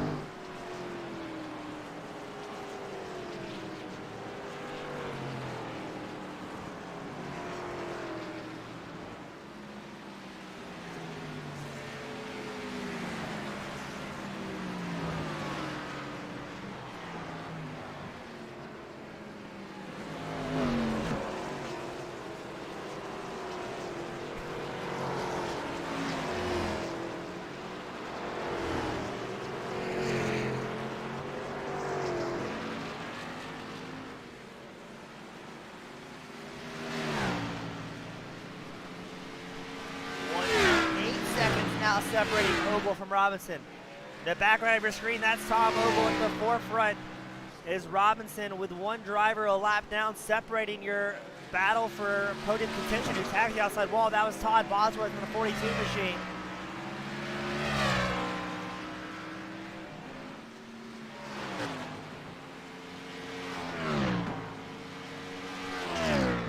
Ogle lost a little bit of time there dealing with traffic, but Robinson has to face the same traffic as Ogle. 14 laps left to go. It's about a 2-second gap between Robinson and Ogle. Now, once we dive into the infield, that is when you can expect Ogle to make up some time with those 10-lap newer tires than Robinson. He's also whittled away at the gap that Mccarthur has.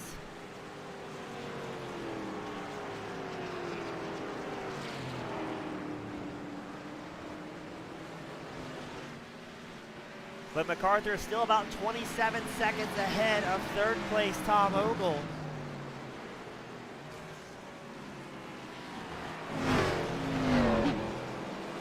I'm looking forward to this battle as now it's about 1.3 seconds separating Robinson in second and Ogle in third. Two teammates are about to wake up and do battle for podium contention. Ogle might have gotten a little bit loose coming out there on the bank, and he's going to lose quite a bit of time. But we also know how darn good Robinson is at saving tires. Robinson tucks in behind Milligan, who's in 6th place, trying to stay on the lead lap.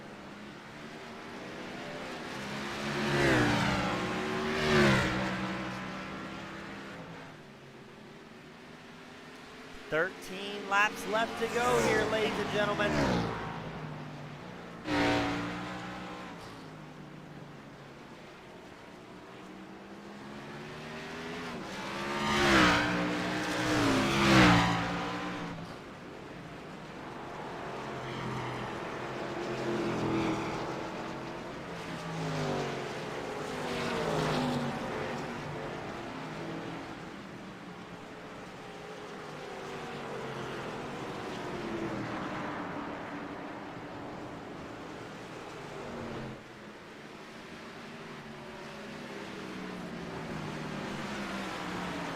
Ogle behind lap traffic with Milligan going to try and quickly get his way around as he does not want to lose Robinson in second place. He's got Robinson about 2 seconds ahead of Ogle.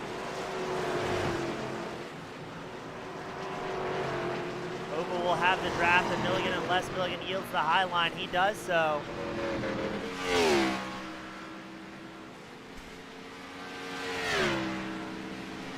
Ogle really making up all of his time in the infield, doesn't really gain or lose anything on the banking. But 12 laps to go, 1.8 seconds separating second place from third place. That's the battle between Robinson and Ogle, two teammates, both in podium contention here.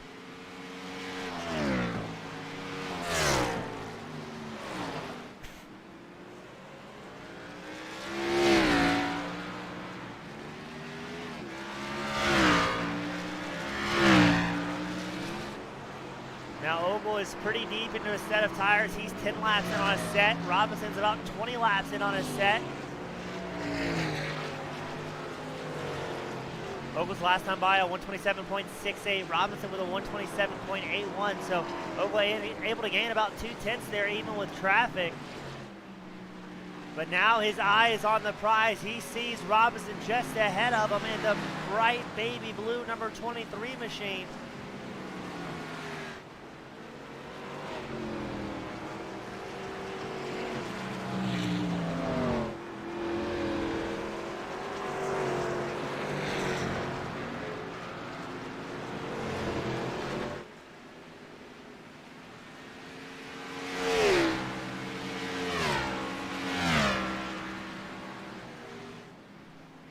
And here we go. This is the battle for second place about to unfold.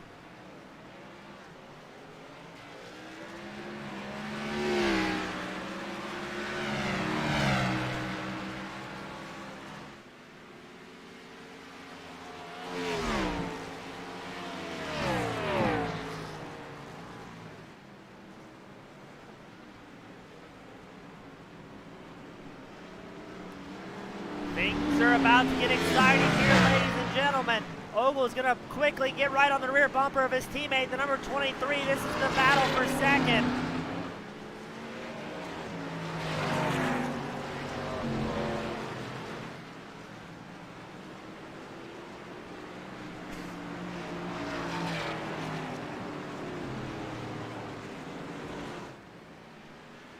Ogle picks up the spot. And now Robinson will follow along. Let's watch that pass once more for second place on our instant replay, sponsored by Metro Ford. Ogle with the fresher tires. Robinson not going to try and battle him too hard. Gives him the spot. And now Ogle looking in a very good position to bring home second place. Robinson is known for saving tires. Let's see if he can stay with Ogle. It's only about 4/10 separating the two drivers. And Robinson in a good position to hold on to third here. They're about 36 seconds ahead of fourth place. But Ogle with the fresher tires, the 10 laps left to go, looking pretty good here, barring any mistakes. Now, we said earlier, driver attrition, something they're going to have to really worry about this late into the run. Not making any mistakes is probably the most important thing you can do.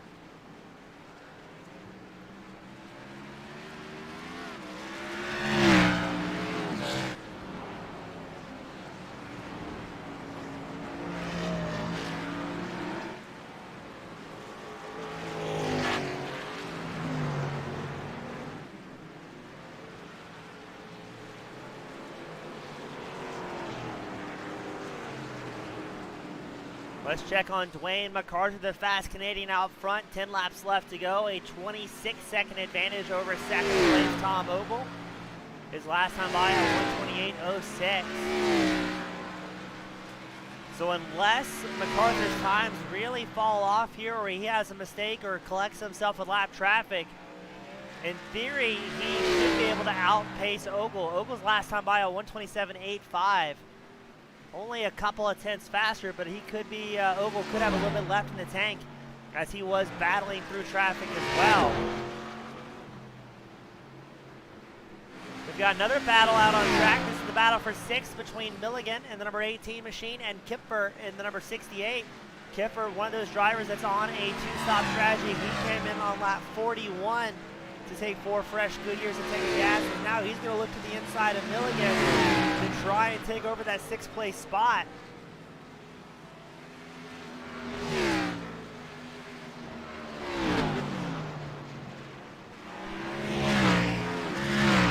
Now both Milligan and Kipfer are in the chase here. Milligan is 16 points, Kipfer is 11.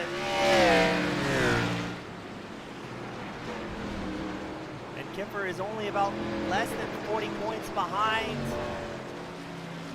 Milligan. Picks up the pass relatively easy with those fresh tires.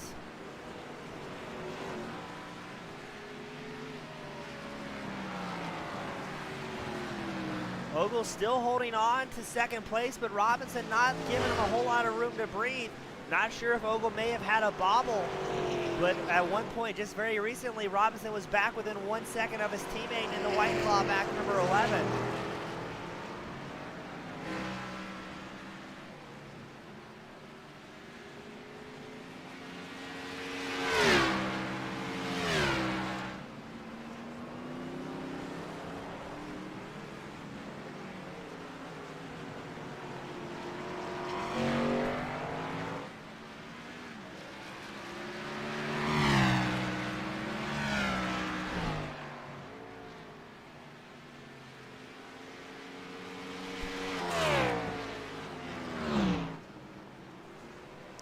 Robinson doing his best to hold in Ogle as long as he can, but those new tires playing such a factor out here today.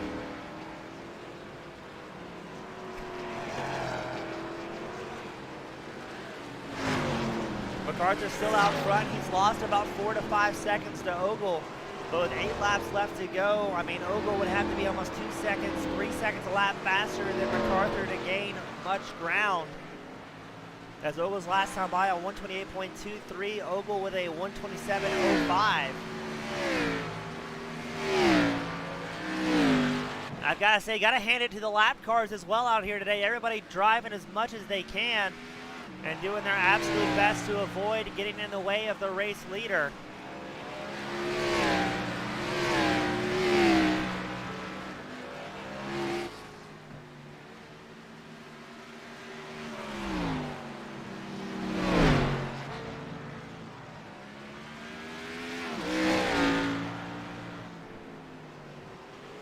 McCarthy giving a whole lot of love to that inside curbing. That cannot be the fast way around the circuit, and that can really hammer your suspension on these cup machines. Now, the current generation of Cup cars not very well designed for road courses. The next gens should be a little bit easier for these drivers with the independent suspension and sequential shifter. Mcdaniel rides the bumper to allow Mccarthur by. Well done to Mcdaniel, number 30 machine. Trying to pick a safe spot to allow the leader through.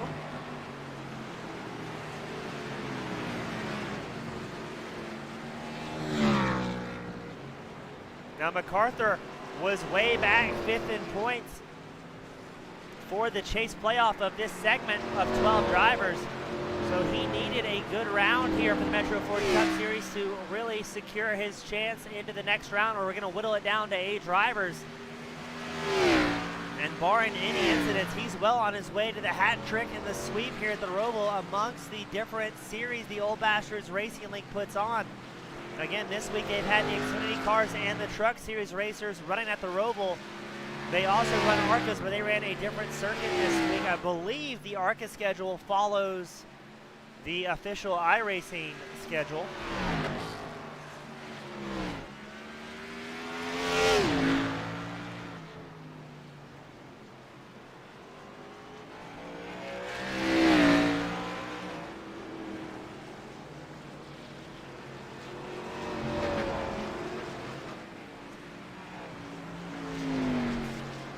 Yes, last week the ARCA drivers were at USA International for the ARCA Hip Shack Series. So if you're looking for a good league to run, check them out, Old Bastards Racing. If you Google, it'll be the first thing that pops up. Minimum age, 35 drivers, and all they ask is you be a clean and enjoyable racer.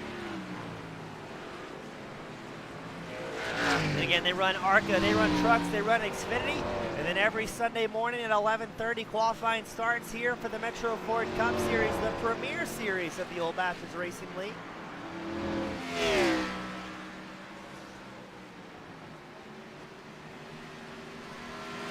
Four drivers on the lead lap here at the Roval, with Mccarthur still out front doing a great job.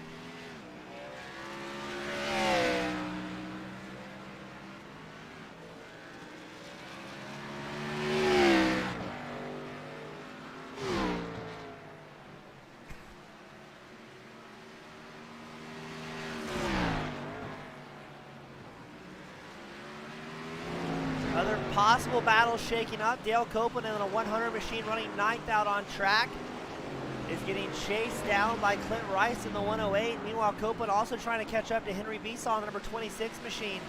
All of these drivers came in around the lap 32, 33 mark for their one-stop strategy event.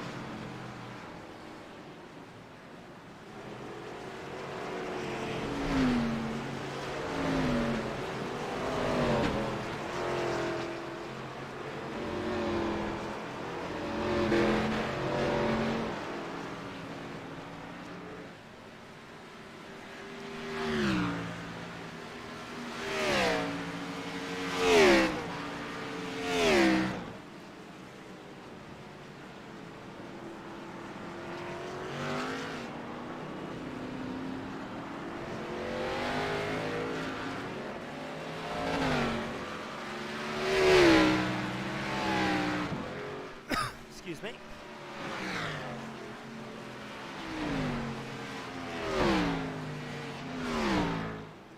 About 1.4 seconds separating Besaw in 8th to Copeland in 9th, and another 1 second separating Copeland to Rice. We see Rice have a few little shimmies in the back end of the 108 trying to get the power down, and his Chevrolet is not quite able to do so. And they are at this point in the tire run where they have to really worry about pushing the front end while simultaneously keeping an eye on that throttle control to avoid stepping out the back end of the race machines.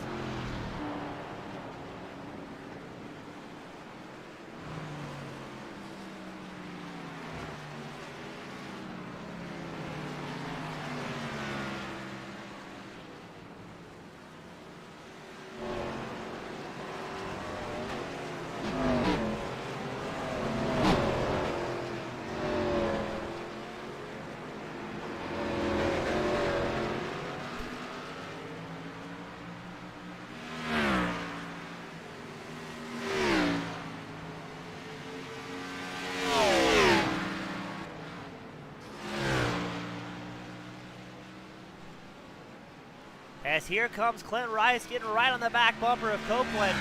Hopefully he didn't lose too much momentum going in the chicane here, trying to get on the back bumper of the 100 machine. Great seeing our two triple-digit drivers out here today putting on a show for their fans at home. A couple of newer racers here at the Metro Ford Cup Series.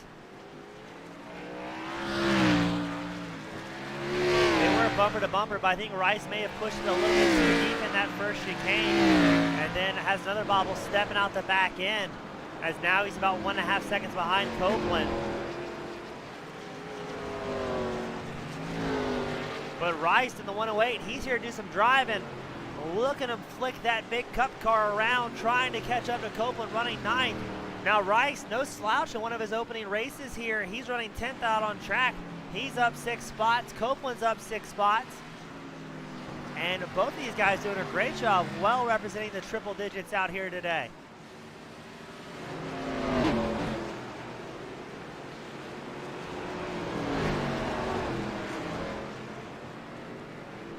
Three laps left to go. It's still McCarthy, Oval, Robinson, your top 3. Scales has a crash back in 14th. Let's take a look, see what happened. And he will take a return back to pit lane in the number 8 machine. Gets all sorts of unsettled in the corner there and tags the outside wall. Not too hard of a hit, but then sends it sliding around once more.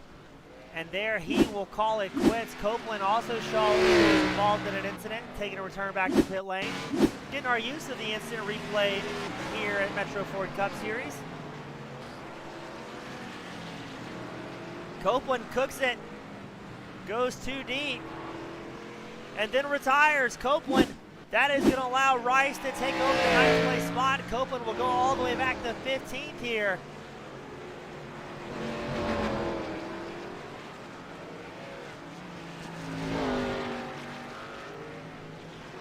We're going to check back in with race leader Dwayne Mccarthur.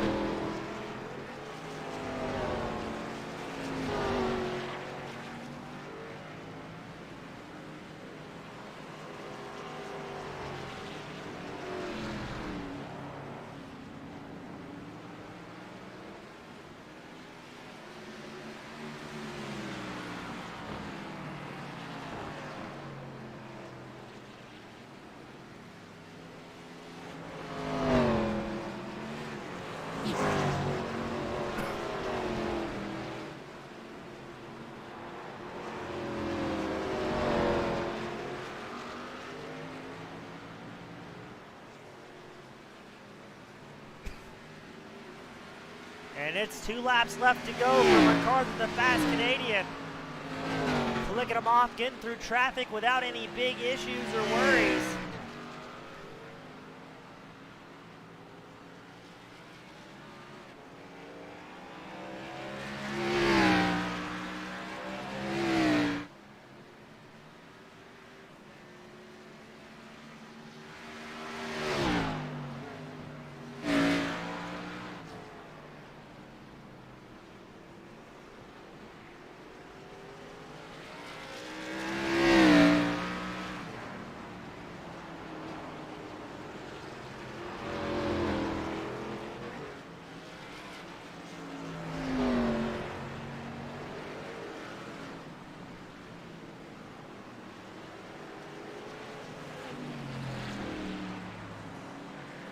The white flag is out for Dwayne Mccarthy, the number 97 machine. This is his race to lose, as he has a 20-second advantage over second place Tom Ogle and a 33-second advantage over third place Josh Robinson.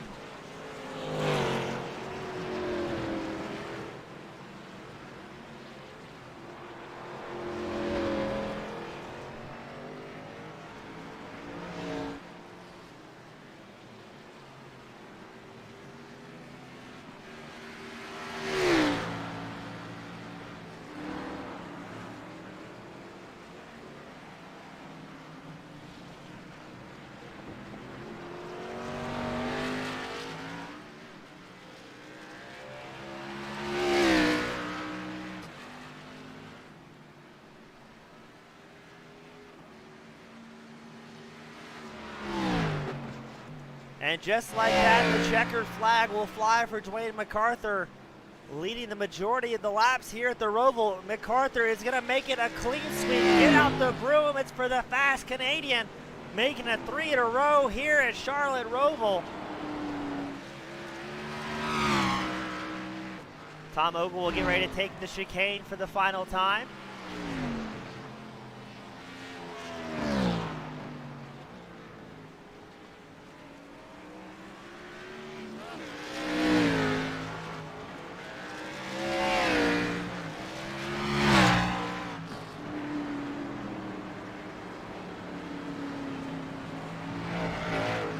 Josh Robinson will bring home a third behind his teammate Dwayne Mccarthur. Well done to all of the guys with a great race all the way around. Nice and clean for a lot of drivers. 5 drivers finishing on the lead lap here today. But the story is all about Dwayne Mccarthur bringing home 3 wins here at the Roval in 1 week for the Old Bastards Racing League.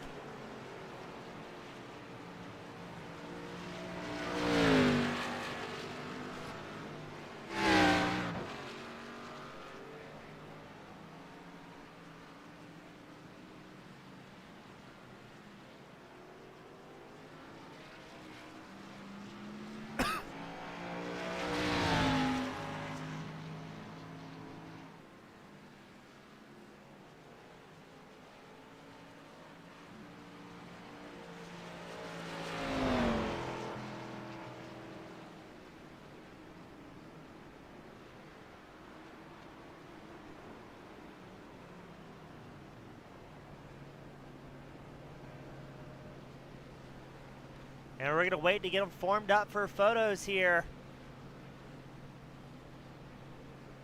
Mccarthur has checked out today, bringing home a dominant win, 28 seconds ahead of second place. The one-stop strategy bode well for the Canadian, as now Tom Ogle in the White Claw back number 11 will pull up to the line for his picture with his teammate, Josh Robinson. See if we're going to get a better angle or if that was it. Ah, what a great shot. Well done to our top 3. That's Mccarthur, Ogle, Robinson putting it on the podium here today. And Mccarthur is going to celebrate like it's 1999 as he is absolutely put on a dominant performance this week in the 97 machine. Again, making it 3 in a row at the Roval, the clean sweep man himself. We're going to have to bring him out a leaf blower after this one. The broom's just not going to cut it.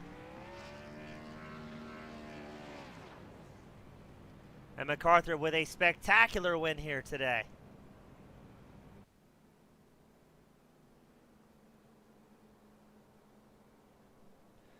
We're going to try and get our drivers up into the waiting room.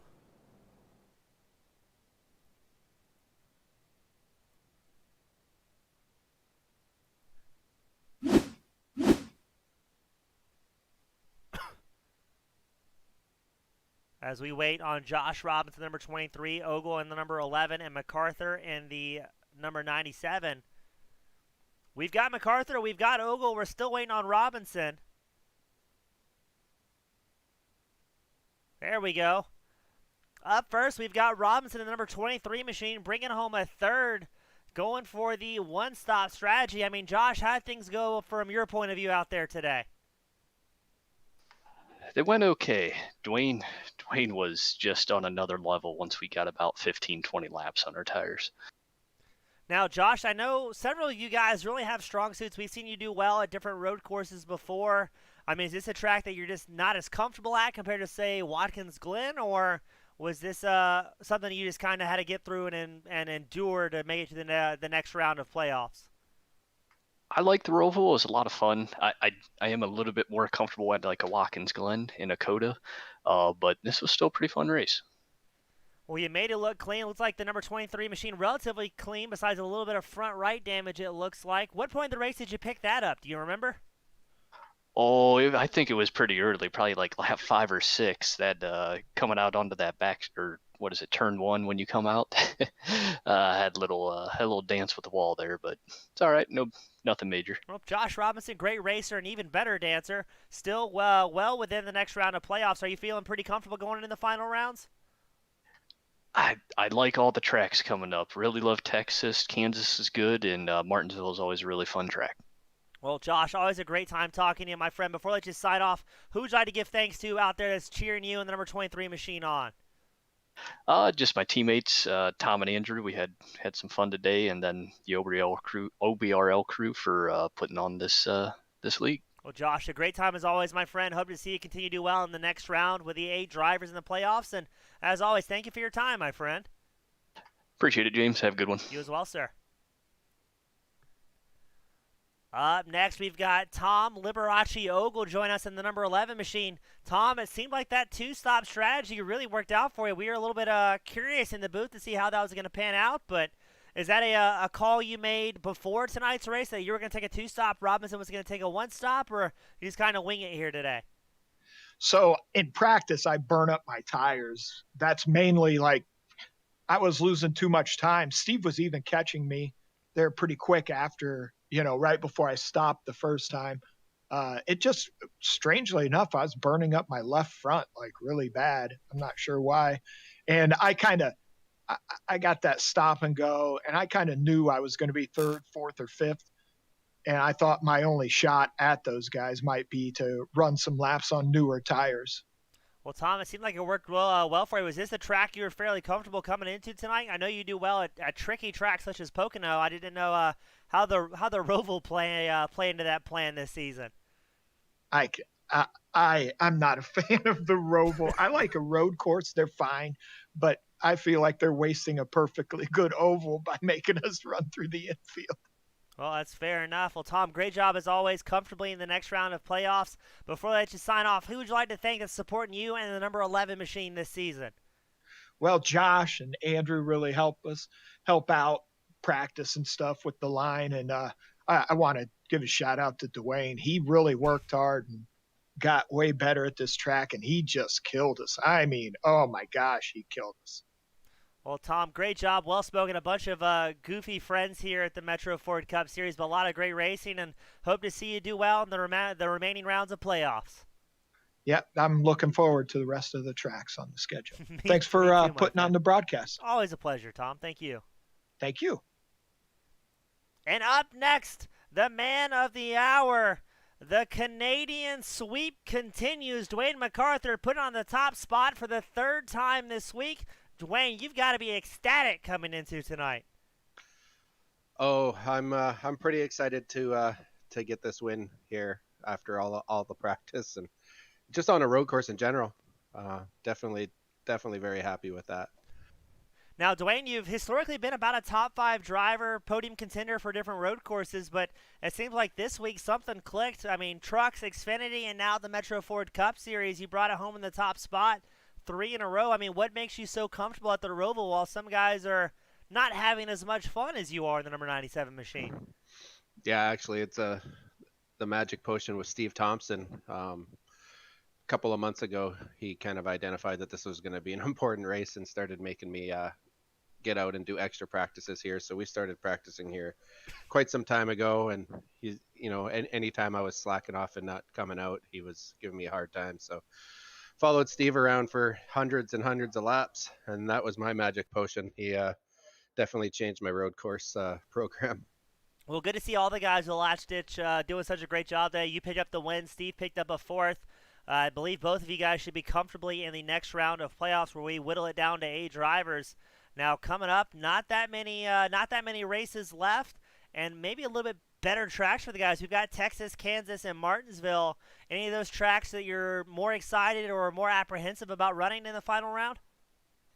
All 4 of them. The other guys that are in the top 8, each of them are very strong at different ones. I definitely don't think I'm going to get a win. I think I'm going to have to point my way in, and I'm pretty sure 3 of them are going to get a win next round. So very, very nervous. Josh is great at Texas, and Tom's good at Martinsville. Steve owns Phoenix and Kansas, and so I definitely wanted this win because I knew it was probably the last one for the season. So we'll see how it goes, though. Well, Dwayne, always a great job. Again, huge congratulations on the clean sweep this week. I know you and everybody at home is excited. Before I let you sign off and go celebrate with the rest of the knuckleheads at the Old Bashers Racing League, who would you like to give a shout-out to or thanks that's helping you in the number 97 machine this season? Yeah, just a big thanks to everybody in this league, first of all, for showing up and giving us somewhere to race. Our sponsor, our league sponsor, Metro Ford, Chicago. My sponsor, REG Customs. And then, my team, Last Ditch Racing, everybody that, helps out the program, and everybody watching, and you for putting on the broadcast. Appreciate it. Always a good time, my friend. Love watching all the clean racing here at the Metro Ford Cup Series, and I'm looking forward to the next round of Chase Playoffs. That's going to be exciting for everybody. It's going to be pretty good. Those are the next 3-4 tracks. They're all really good racing, and I think it's going to get pretty exciting when there's so much on the line. So it's going to be wild. As always, on behalf of Team Goon Squad Broadcasting, eMetroFord.com, thank you all so much for tuning in to the Sunday morning Metro Ford Cup Series. Next week, we start our final round of Chase Playoffs, where we're going to whittle it down to 8 drivers before it's all settled at Phoenix for this season finale. Thank you all so much for tuning in, and we'll see you next week. Have a great night, everybody.